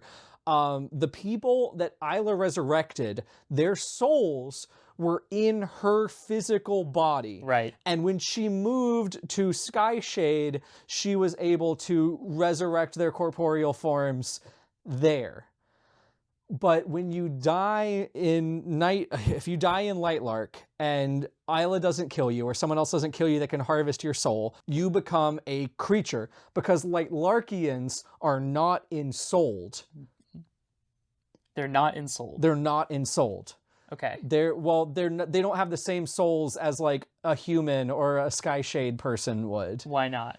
I don't know. Okay. I don't know. That's for book 5. Okay. I'm just trying to come up with the reason that there are ghosts in one dimension and not ghosts in another. It also seems like not everybody in Skyshade knows that you can resurrect people in that dimension, or maybe just only on that planet, because so many people die and then no one brings them back. And Isla has to actually go from Skyshade back to Lightlark. It seems like passing through the portal has something to do with bringing people back. Yes. So it's like, where does the power to resurrect people actually originate? Like, where is it located? I don't know. Is it stored in the balls? I don't. Sure. Yes. That's my new headcanon. We got to move away from this topic. This is getting crazy. Yeah. We emphatically do not need memory wiped Grimm's POV. We resolutely do not need it. In fact, I think the narrative would be strengthened incredibly by not having it because we're doing the same guesswork that Isla is about what, if anything, can Grimm remember? Is he actually like coming around to us, or is he still evil? There's so much more mind games that can be played if we don't have access into evil Grimm. I like that. That I just feel like having him is just a big weakness to the story. That would be scary too, because suddenly like the falling away of 1/3 of our POVs as Grimm like seemingly joins Cronin's side. Because we don't get any enemy POVs except for Grimm. Right. Like, it would suggest that, like, he is actually evil now. Like, we no longer have access to him. He's elsewhere. Right. In like a metatextual way. Yeah, that making that implication. That would be just perfect. But no, we have to have him so we can get some, like, exposition from Cronin and then a sex scene from a guy's perspective. So I know that Alex Aster has aphantasia or whatever, but that is no excuse for the fact that the wildlings keep just throwing forests at each other in ways that are visually incomprehensible. Like, again, I know the aphantasia is there, but we have generations of supervillains and superheroes and other magical people that are in tune with nature and have more aesthetically consistent and just interesting uses of their nature powers. Right. But it seems like because every other like element, if you want to call it that, usually just has the power to like throw their element at people. Like Grimm throws shadows, Oro throws fire, Zol throws wind, Cleo throws water. It seems like because that's been the standard, like the wildlings just form forests and throw them. Like Lark does this like a zillion times in this book. And again, it's visually incomprehensible. What does it mean to pick up a forest? And Tara did this too in one of the books, and throw it at somebody, and then like it'll describe the trees like shattering around them or like breaking or whatever. And it's like, I just don't believe that this is happening. Right. Like, I don't know. I know that like vine chains or ropes or something would be less original, technically speaking, but I would still rather it be that, because at least that makes sense. yeah, I can get myself into this headspace. I wasn't while reading it, because I can picture, it just kind of looked like a big spear to me. But the more I think about it, I can like actually sign off on something like this. Like, I think Lark was implied to just have a pocket full of seeds. She would like throw seeds and they would grow into adult full-sized trees in a specific direction to impale Cronin or whatever.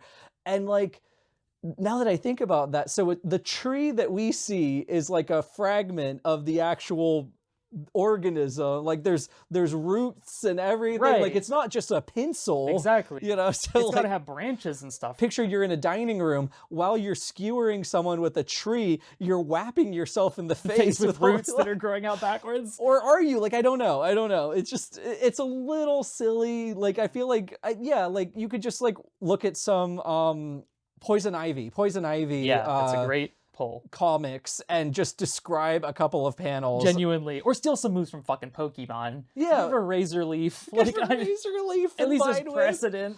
Right, Micker's set up with Rototiller in order to like give only grass types Exactly, that's exactly what I was gonna say. Yeah. I also have to wonder, and this is getting sort of far afield of the point, but like when it says that she like makes a forest or whatever, like are there organisms, like or I should say, are there Animals? animalia? Yeah. Like, and does that affect the local biosphere if she's just like, there's 7 million starlings now? Like, oh my god. Okay, that shit's invasive. I'm sorry. I don't give a fuck about the biosphere of Lightlark. I'm sorry. Sorry. That's Starling's the bird, by the way, not Starling's the race of human people. No, Starly's the flying type Pokemon. I don't give a fuck. Are there bacteria? I don't. Can people from other dimensions get No, sick? because it's not spontaneous generation. It's not spontaneous generation. Because Isla talks about, oh, this wooden table, I wish I could bend it right now if it were there, if I had my powers, but I can't. So, and again, the seeds. So, like, you can't just generate it out of nowhere. You would just be like a really very clean tree, I guess, with no bacteria on it. Okay. All right. What specifically, King Boys, sucks about Isla not being around? Mm-hmm. What? Like this is a great place for retcons. If we're doing like world building retcons, like it could still be selfish. Like Oro hadn't realized how much work Isla had done keeping up the castle gardens until a week, and the flowers started to wilt, and he didn't know how much flower food because that was always her job.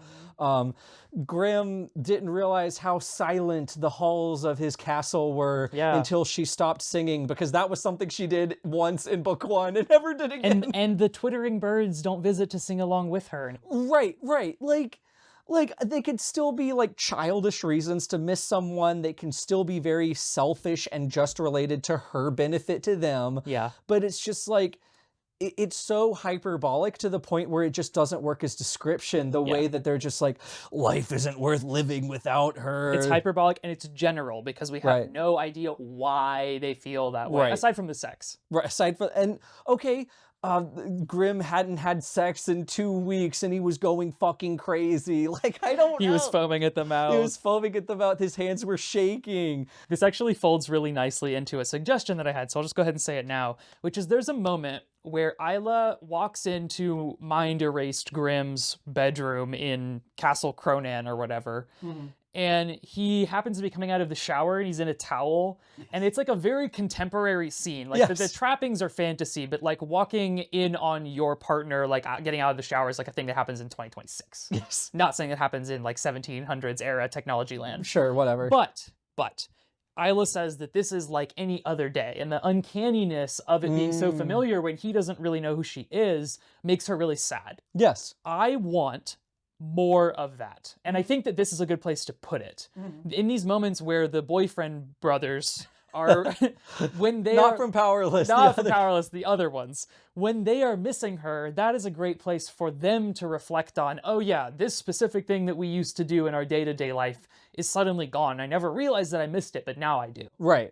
You know, that absence. The same thing about not being able to feel her love bond. I feel like having a more mundane version of that would just be it. It would just make the world feel more lived in, too. To know that people, you know, walk down hallways. Right. That they have preferences for, I don't know, certain drinking glasses. Whatever, yeah. Oh, yeah. You know, her favorite mug was just sitting unused. Exactly. Her tea went stale in the jar. Yeah. Because she loves tea, I think, Sure. or coffee. I don't know. There wasn't she a loves coffee. bean brew. Yeah, there wasn't a coffee shop. I know that Alex actually doesn't watch our videos because I told Alex to add a coffee shop because the descriptions were so good in Summer in the City. She's saving it all up for the end of Heartthrob or whatever. I need to go back to like, what's the point of life and why do you exist and everything. I know we just like belabored that for a while, but there was something else about this whole world being created, and I'm fully willing to admit that this might just be I missed something, but like, did Cronin, Horus, and Lark actually make Lightlark? It is still not clear to me if they made it or if they took a pre-existing interdimensional prison and repurposed it. Yeah, like put a world on top of it. Right. Okay, so either way, no matter who's right, Cronin and the other two still have a level of outplaced power and influence over the world. I would think so. Why is Cronin even invading? I don't know. Has his absence like made it more independent? I guess it kind of would have to had, but his lineage still basically rules a good chunk of the world. So why are there items like the Infinite in the world? Was Infinite created by Cronin as like a side? No, I think they say that he wanted, part of his reason for helping the other two make Lightlark was that Infinite was already there and he wanted to get it. Something like that. So Cronin pre-foresaw that there would have had happened to be an infinitely powerful gemstone if he would to have happened to possibly then helped these two other people create this pocket dimension. I don't think them making the world put the gem there. I think it was just already there. Well, then where did the world come from? Did God make it? No, that's what I'm saying. I think it was already just like an interdimensional prison who somebody else made at some point for some reason. Or maybe this is just the cosmology. There are these like way station worlds between dimensions, and somebody happened to use this one as a prison for their zombies. What the fuck are you doing, Alex? What are you doing? She's not thinking about any of this. That is for sure. There's a line. Page 201. Red. Like roses and hearts and blood. Shut the fuck up. Do better. End of comment. Come up with other red things. Yeah. like robins, like birds. Like robins. Like Poppy and Tara used to keep, and they're, I don't know. Like poppies. Like poppies. Ooh, flowers. Why does Jessel speak what is literally actually Spanish? Okay, tell me more. No, I mean, why do the people in the Oasis village speak the same language as Isla? Well, a Lightlark fan, and you can tell me why this is wrong. A Lightlark fan would say, well, Cronin speaks Spanish. He brought Spanish to Lightlark, and so now they just speak the same language.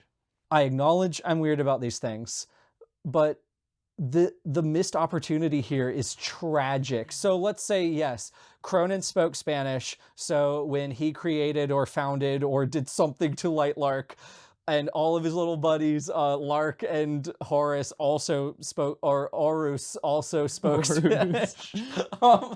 They just enforced that as the lingua franca. Great, super great, fine.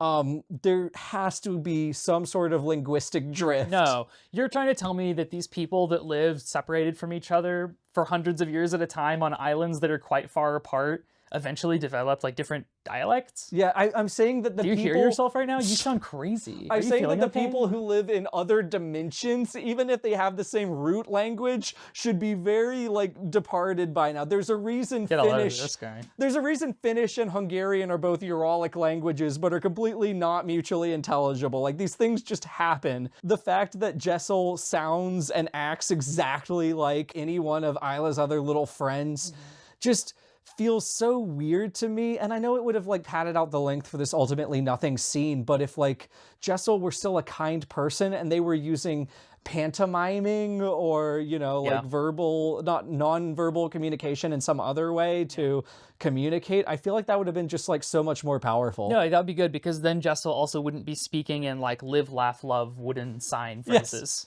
Or you could go really into the linguistic nerd thing and be like, oh, Jessel tried to speak, but Isla felt that she almost understood it, but like couldn't quite get it. Like if we tried to read like Beowulf or something. Yeah. Speaking of Jessel, this could honestly be a positive in a way, but I'll put it here. I don't like that the desert people have like a religion, because I've wanted religion in this world so much, and now there's more reason than ever to have it. Yes. And they worship like this little pool at the center of their town, which is one of the only sources of water like on the planet apparently. Right. And I think it also maybe came from the Prophet Lady, like it might be Prophet Lady water. I think it's Prophet Lady water. But anyway, they do just drink it, and there's like a ritual element to like the village's daily gathering and lining up for the water. And I was like, oh, interesting. And then it just goes away. it's more just kind of highlighting the fact that there's not a spiritual aspect to anything else in Lightlark more than anything about the actual Oasis Village I itself. don't care about the Oasis Village in of itself. The fact that they line up to get water is like extremely mundane. Right, but it's something. It's a ritual. Right. There's so much opportunity for more rituals. So much opportunity. They include the letting of blood, and any ritual that doesn't include that is a false ritual. And there's so much bloodletting in this book that you'd think at least some of it would be done for spiritual purposes. I don't know why I want to highlight this particular thing getting, I don't know, dropped off the face of the, well, it's not a planet, is it? Getting dropped off the face of the pocket dimension. But the Ida, the lady Ida, Yes, with the Ida the lady. prophet skin book. Yes. That book contains all kinds of knowledge that always comes true. Yes. And you're telling me that it did not predict any of this stuff that is of like worlds plural shattering significance? No, it just matters which cute person stabs the other cute person in the heart. Oh my god. You're getting too caught up in the details here, Che. Well, prophecies aren't about telling the future. They're about retroactively boosting the image of the prophesier. Right. This folds back into another critique that continues from our Skyshade episode, which is that these books keep punishing you for remembering things. Like, for me at least, it takes mental effort to like hold on to those details, especially years or even a year later.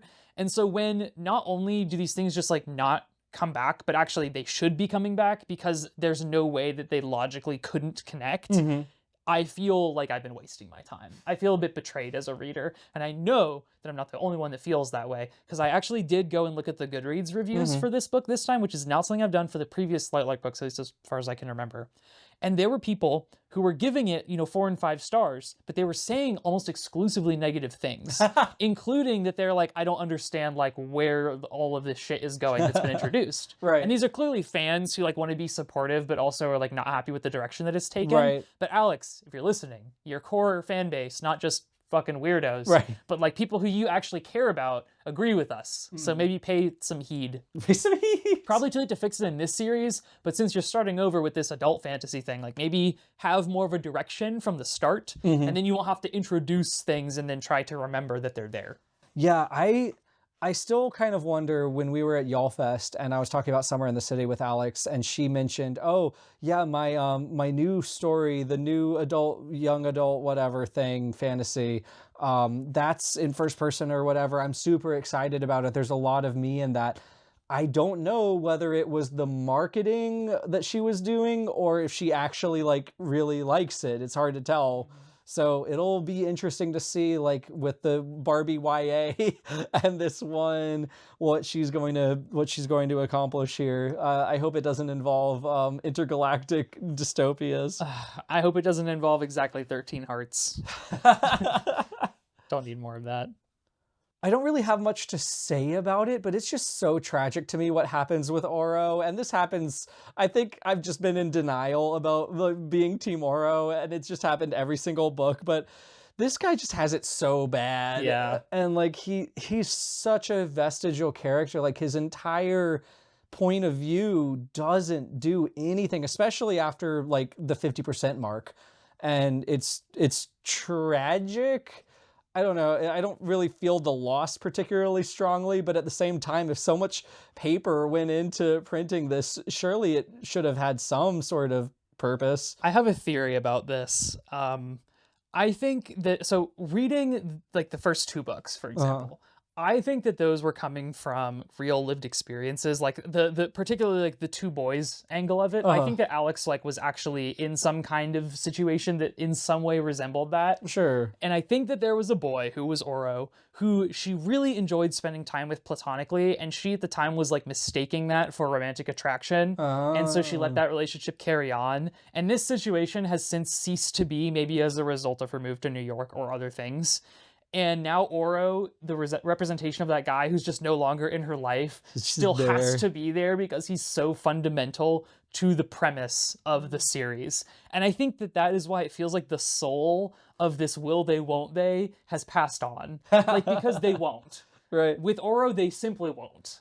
That's a good theory. It's very speculative. It's Very probably, speculative. It's too speculative for me to like agree with you like in the facts of the matter. But yeah, I think there's something going on. The reason I'm so hesitant to like actually agree that that's literally what happened is her story about her first book that she ever wrote was just Twilight, but without vampires and werewolves. So I just kind of figured that this was Jacob, you know? I can see that. I don't know. Maybe it's both. All that to say, definitely be both. All that to say, I just don't feel like the heart is in that relationship anymore in the book, but it really feels dead in this one. And that's not good because we still got one more whole book of it. And there's going to have to be more scenes where she's, you know, trying to convince herself she actually has feelings for this guy that she just doesn't. Well, it's funny that you mentioned heart because, you know, we know that one of them is going to get stabbed therein. Do next we know book. that? There's going to be a blade called the heart blade. So if it doesn't go in someone's heart, I'm going to be pissed. It wasn't the heart blade. It was the hard That's it. Okay. Just hard braid. Alex, since I'm talking about you already, you don't have to be doing this. I think the spirit has gone out of more than just Isla and Oro's relationship. I don't think you like writing these damn books anymore. I think you like writing books, but I don't think you like writing this series of books. No. And I think that this has become purely an obligation. And I think that what you value, much more than these books, I don't know if it's the thing that you value like most or something like that, is getting to feel like a legitimate writer. And I think that that's why you continue to put up with these horrible deadlines that Amulet or whoever the fuck owns Amulet is like subjecting you to. But I want you to know that we all know that you are rich enough that you could disappear and be fine, financially speaking, and write books in those New York cafes and tell people you're a published writer and write the things that you fucking want to write and still probably get it published and not have to deal with all this bullshit. Right. I know that it really is important for like your ego, and I don't mean that in an insulting way, I just mean that in a purely descriptive, like Freudian way. I know that it's really important to you to feel like you are a capital A author who sits in these cafes and writes these books and gets to go to these events and stuff. You can do all that and not have to write this. Like, you don't have to. You will be fine. That's a very easy thing for us to say both externally and at the almost very end of the series. Like, of course, she's ready to move on because it's almost over. Yeah, that's true. But I was quiet for a little bit because I noticed something about the acknowledgments, and there aren't, 20 people that were cursed in the book of Joshua to be Gibeonites, but there is this little thing about her agent that I thought was an interesting phrasing. Thank you to my incredible literary agent, who is my guiding star, my greatest advocate for my work that I could possibly imagine. Thank you for the daily phone calls, for the check-ins, and for making sure I have the time I need to put my head down and write, which sounds so backhanded, so catty. No, catty/pause. Like, I'm glad that Alex was able to get this, this blow in. And it's underscored with this penultimate paragraph right here. It's like, infinite thanks to my family and friends who haven't really seen me in a year because of these deadlines. She's so miserable. Right. Girl, your family is multimillionaires. I know that you don't want to think that you're privileged because in some way that makes you uncomfortable. Like, Summer in the City made that so clear. But like, you are privileged. That is not a problem. Just accept it and take the money and go be comfortable and write the things you actually want to write. Stop letting Amulet squeeze slop out of you if you don't want to write slop. You're in a really, really lucky position. Like, so many people would like to be able to have the kind of money that you have so they could just disappear and write. Yeah. And you can do it. You could do it. You are at point to do what a lot of people would kill for. Yeah, genuinely. Well, might as well finish the series at this point, I guess. Yeah, that's what I'm saying, is like, this is too little too late of a thing to say. It's just like, she's already here. She might as well close it out. I don't know. It is really hard to... It's sad. To go through these. I read the acknowledgements too, and she just sounds so miserable. And I mean, of course, that's colored by having seen her at YALLFest and hearing her talk about how miserable she is instead of talking about how to write. Right. We have to wonder, because like, how much money is enough money? That's a great question. Especially if you have a lifestyle to uphold in New York City. That's not even like a hypothetical question. Like, I genuinely have no idea. Like, when I could not put a number to what I could make from being miserable in writing that would be like, okay, I'm done forever. I'll retire from like this and do the stuff that I like to do. Because I don't know, maybe I'm in some kind of exclusive contract, or I don't think I'll achieve the same level of success with my future endeavors. I don't know. I don't know. Yeah, I guess you do have to maintain that momentum, because if you disappear and hope to start over again later, in that interim, there's going to be 100 more of you. Right. Because quite frankly, we read many, many submissions in our actual like undergraduate English club that are at the same level of quality as this. Yeah, yeah. Like, this is not special. No. The only thing that's special about it is that Alex has been given the time to do it and the resources to do it, and she does have the stamina to actually see it through, which is something that I don't think I can say everybody in that club had, even if they were writing, you know, individual chapters or individual standalone books that were at this level. I don't know that they would have been able to professionally do what Alex is doing. No, I couldn't do what Alex is doing professionally. I'd die. Yeah, I think I would be miserable for sure. But at the same time, this writing is not all that unique, and she would be replaced. Yes. So I kind of understand why she probably feels this pressure to keep going. Right. I mean, we're here for you. If you want to like self-publish something that came like straight from the heart, I will dedicate all of my platform, such as it is, to promoting it, just to get you doing something that doesn't make you this miserable. Yeah. Anything for you to not have to write Hobby Lobby slogans into the mouths of your characters who are trying to be motivational. I just can't stand it. Well, Jay, that's a problem for next year. Alex came to club meeting today for help with this book, and we've turned it around into this intervention where we're telling her to go off the grid. But I think we should at least try to offer her some actionable suggestions that would be true to this book's mission. Let's do it. So just taking this in isolation, tell me if you ever would have thought that this would be in Lightlark. Okay. Isla's gaze flicked back to Cronin's.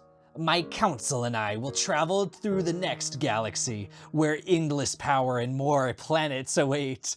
You have a chance of joining us at greatness, at being part of an unprecedented legacy, and being with the man you love. He said the word like it was a joke, but only if you surrender yourself to me. He motioned toward his crown, and in a moment it shifted into a halo of bones, as if it was made up of a dozen skeletal pieces. Offer me a bone, and you agree to serve me for eternity. Dogs be like.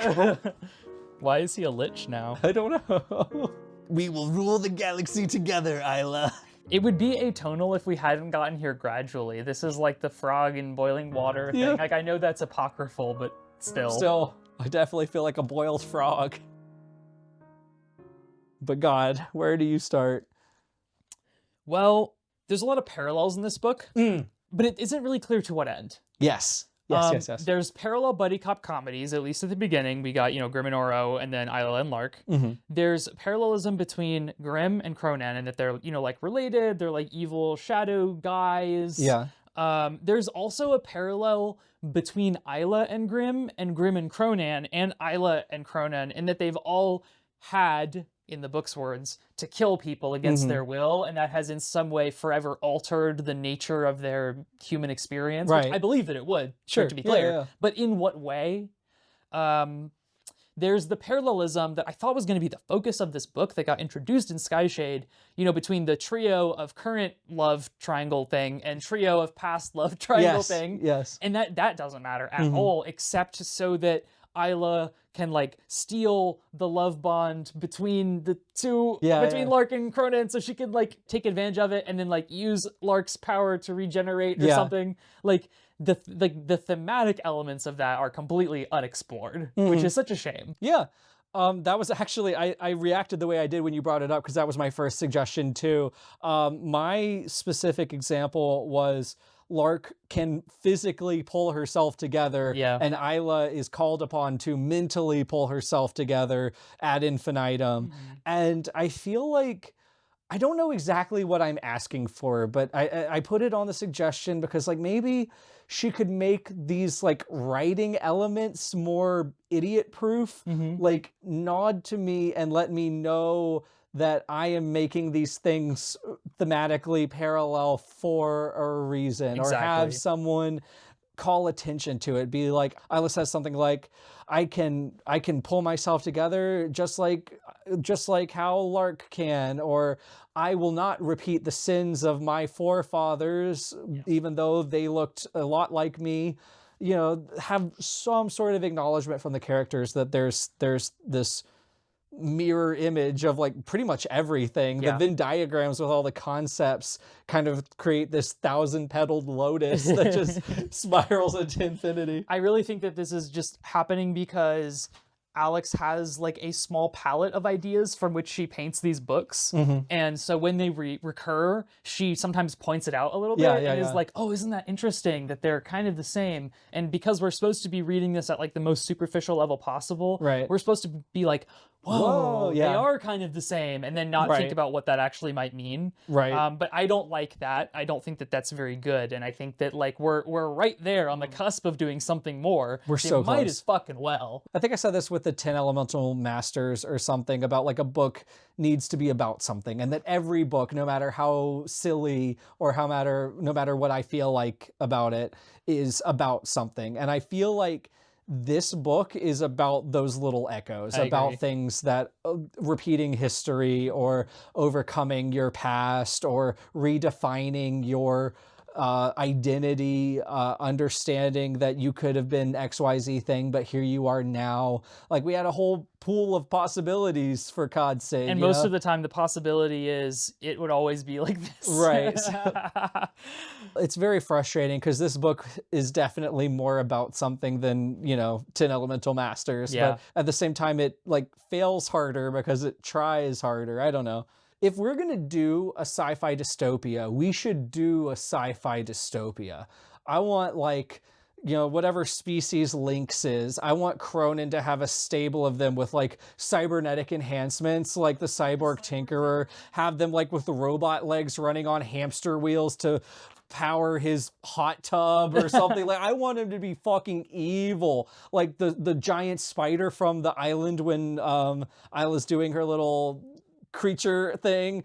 I want those to be repurposed as battle tanks in his fucked up evil army. I want like all this kind of like body horror, like animal rights violations. Like, I want to see like a desert's fine, but like, I want Cronin to have like unleashed, like maybe like bioengineered and then unleashed a certain species of animals that like hunt down wherever the rebels have like found a space to hole up, and like chase them out of there. So like they're always on the run. Like the end of Avengers Endgame. Exactly. That's like crazy. That.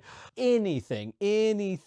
Just have him be more evil, no matter how dark it is, I was about to say, but then we had like this child being brutally eviscerated. Yeah, because like as much as he's like kind of funny to talk about, I found that as I was reading him doing stuff, I was kind of bored, because the knowledge that all he wants to do at the end of the day is just have more planets, I found kind of dull. And I think what would bring it alive for me is if like the parallel suggestion and this suggestion somehow kind of melded, and there was a parallel between whatever he wants to do and what Isla wants to do. Right. And it should definitely have something to do with love, right? Because really all of this like external conflict is just an excuse to continually put distance between Isla and the boyfriends. Right. Like all of this stuff is secondary to that. And so I at the very least want there to be something to do with love in his character, and it needs to be more than what is currently there, which is basically nothing. But to be fair, he does say some generic shit about like love is a weakness. Right. And it's like, okay. And it's right the hell there with Lark too. That's what's crazy to me is like, they could have done anything with her character, but most of the time she's just sitting there with her guts hanging out of her rib cage. Like Lark is lovesick for this guy that she outwardly hates. Right. Grim is lovesick for Isla, who when he has his memory erased, I should say, is lovesick for Isla, but he hates her. Right. There is a parallel, but it's interesting because it isn't shadow guy to shadow guy and forest girl to forest girl. Right. It's like across the parallels. Yeah. And maybe there's something there. There could be something there, I should say. Could be something there. Maybe that's how they'll do a honeypot with Lark. that's how they'll get Cronin like in a state of weakness, and they'll be like, "Oh, you said that love was a weakness. I guess you're right, Cronin." And it stabs him in the heart. I don't know. Time heals all wounds, but love is the wounder. That's good. Okay, sorry. I disagree about Cronin being boring, because he was just so like fun, and he's just always having like a great time. This is the first time like I felt like a character in this book has liked being alive. So, like, It is nice that he's just like an evil guy. We haven't really had a villain like that yet. villain. No, and I want you to do something. This is one of my biggest suggestions, and I know this is silly, but I'm so serious. Alex, on the bottom of the ocean is this guy who will give you the threads of time. I need you to go get it, find someone with portaling ability, go back in time to your writing of the first Lightlark. I don't care how you do it, just find a way. You can make him like an assumed identity, or he's in disguise or something. Make Cronin the orb that I was suggesting in our first Lightlark episode.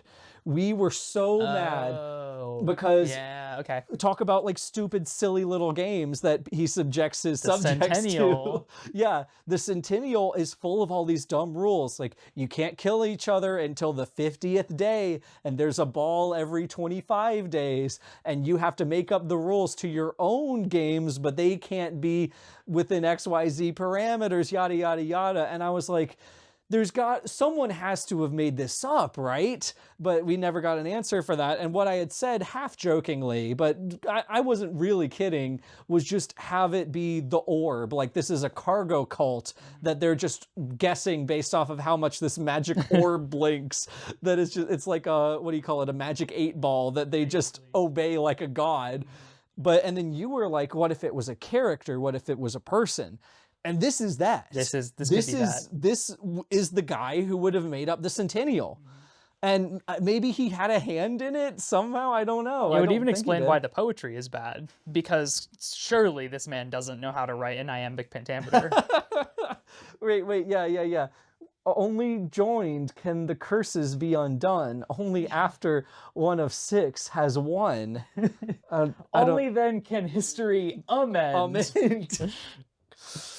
Oh, okay, yeah, I'm sure that sounds like something that Cronin Malvere would have written. Yeah, and it does. Just go back in time, bend the fabric of time and space in order to make this guy have made up the Centennial, because it just makes so much sense to me. Yeah, and it would almost make me believe that this was planned from the start, at least loosely. Right. Which right now I don't believe even a little. The fact that resurrection is supposed to be the main thing of this planet just doesn't feature in the book, and I think I'm going to reiterate that must be addressed. Like, what are all we knew about this place going in was that it's resurrection land. Well, hold on. I thought it was the place where full resurrection was possible, not that it was resurrection land. Well, then why are we not getting there and immediately trying to figure out how to, like, we get there and all of a sudden Isla is like, I gotta kill Cronin. Right. And it's like, oh, sure.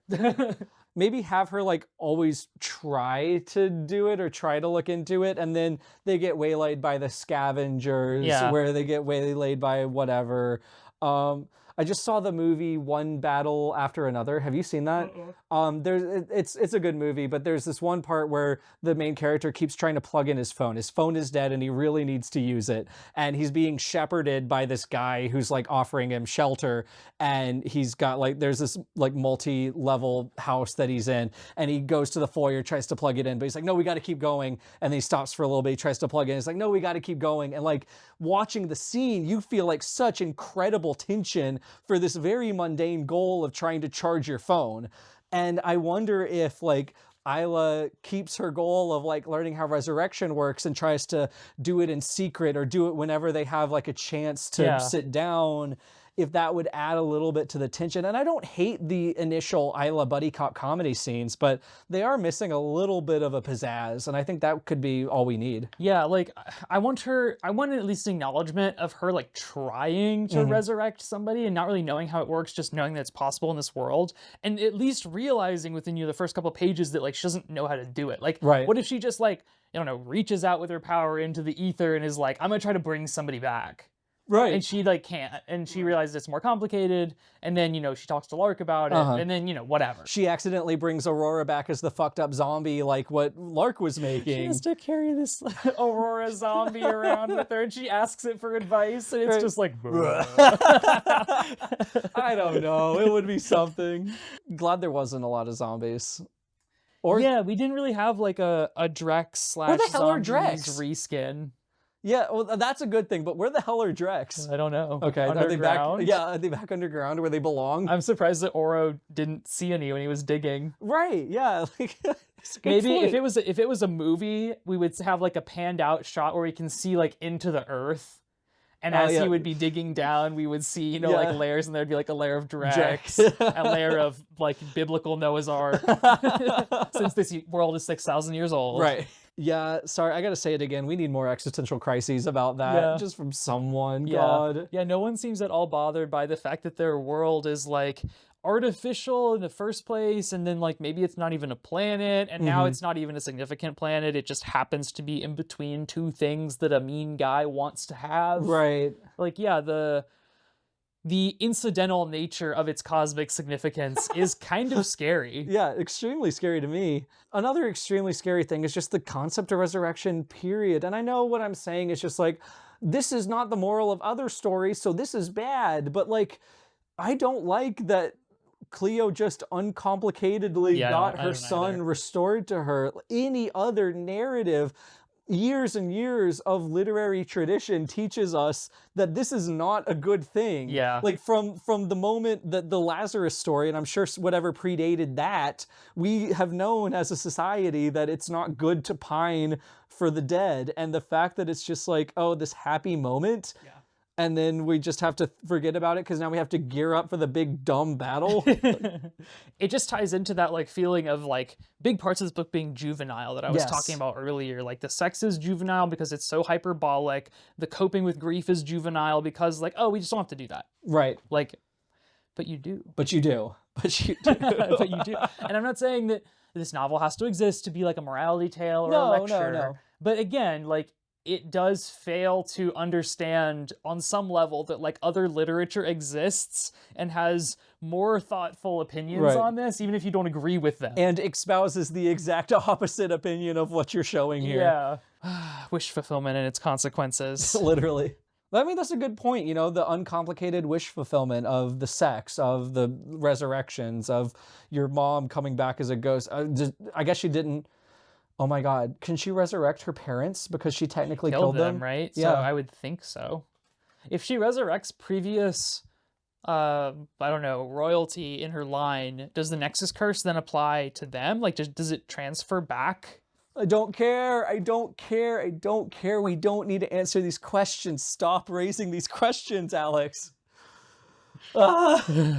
The Nexus was such a mistake. The Nexus was a horrible mistake. And I even liked what they tried to do with it here is the problem.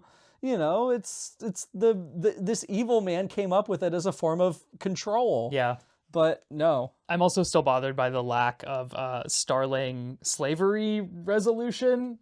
Yeah. I feel like we need to touch on that. It just feels like very serious and like deeply weird because again, who are the pirates? Where are they coming from? Right. Are they interdimensional? They could be. They could be. That would actually make sense. They're from the pirate dimension. It's terrible. They're from the alternate dimension where it's all the same characters, but they're all like in pirate costumes. I was thinking of One Piece, but that too. That too. The heart of Lightlark is real. It's like how you used to be able to set your Facebook language to pirate speak. You've heard it before from these other books. We're really feeling the fatigue that this series has caused both its author and I think every constituent part within its world. It's sad that we're here, and I think Jay's advice is pretty convincing to me anyways. I know it might be, you know, not realistic, but you clearly like writing books, and you clearly are not happy right now, and it almost feels bad doing an episode like this. Like, of course it's not great, right? Well, how could it be? I went into this series thinking Alex doesn't realize how bad this is, But I am certain that even if that was true then, it is no longer true. No. I am 100% sure that Alex looks at this and it does not meet that standard that she professed to us at YALLFest, which was, I don't like to let something go until it's as good as I can get it. Yeah, she did say that. Because I am so sure that she sees like at least something wrong with this. Like, there's no way this is what she wants. Well, that's why she's been putting in so much work with the retconning here, is to try to end this on like the highest note possible. Yeah. And this is an upswing. This is an upswing. I think this honestly might be like my favorite book in the series. Maybe not. It's not because of how much it builds on, but it also is my favorite book in the series because of how much it builds on. Like it doesn't pull stuff out of its ass mostly, or when it does, it's recombining previously established things.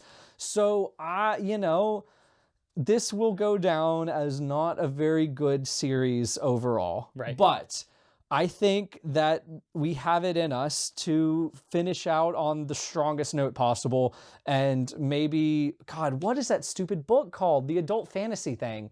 Crown Swirl? Crown Killer? No idea. Star Crown? I think it has the word star in it. Anyways. Starside? Starside? Maybe. Starside sounds right. I have a good degree of confidence that that book will be just fine. Just fine. Probably. And maybe, you know, the maturity that we're seeing here will continue to grow and expand, and things could get better. Just don't let them make you write more than you actually want to write. Right. It's it's an impossible challenge, you know, when you introduce business into it. We'll get through this, Alex. Don't worry. One more book and then you're free. You can go do something else and it'll all be worth it if we just get Antler Bear's return in book 5. If we just get Antler Bear and Grass Spider. Do you want to be Grim and I'll be Oro in the narrator? I'd love to be Grim. Okay. So we'll start with Grim Scowled. Grim scowled. I know about the desert. She told me. Oro blinked. She did? He considered whether he should be readying himself for another fight, but Grim only nodded. She is halved. Part of her, the part of her that fell in love with you, is not my wife. I know that. I take full responsibility for it. Oro couldn't believe these words were coming out of the Nightshade's mouth. Grim seemed to sense his surprise because he said, Loving her has made me better. His gaze was piercing. Even if you believe my love has made her worse. Well, guys, now that night has fallen, we can escape the watchful eye of Vad Deverell. I think the janitor's starting to knock on our door. Not again. That guy's always coming in right at the end. Yeah, he has like this sense of timing in that way. Likes to rush us out. But I hope you guys have enjoyed our first video episode of the SBU English Club podcast. There will be more where this came from. Oh yeah. This has been really fun. Like it's so good being back in the same place. I can't do Discord calls. Yeah. You know, it works out sometimes, but when it doesn't work, you feel it in like the pit of your stomach. Yeah, you feel it like immediately and you're like, it's not going to get better, and we're in this for like 4 hours. Right. But now Jay's just like stuck here. So there's nowhere it can go but up. That's right. But once again, thank you guys so much for watching. Thank you to our supporters for supporting us. Without you, we would have to have sold out and we would have to not talk to our friends and family for seasons. You guys... If it weren't for you, we would have seen into the future that we would have had to have had sold out ourselves. So, for the first time ever, we will literally be seeing you around campus. See you around campus.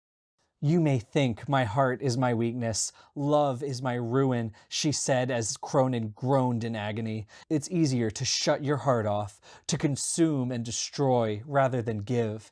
She smirked just as he had countless times at her. But only one thing in this world is infinite, and that is love. Not power, not you. She took a step toward him. And I am not alone. I am not alone. Isla repeated, but you are, because all you do is destroy. All you have is this, and now it's mine. He gnashed his teeth at her, but could do nothing as she reached for his crown and took it. I'm ready to choose, once and for all. Isla blinked. Only Grim and Oro remained in the pool, still reaching their hands toward her in the water. I choose him, she said. I choose him. Who is it? Which one is it? Whoa. Oh my god, I can't even imagine.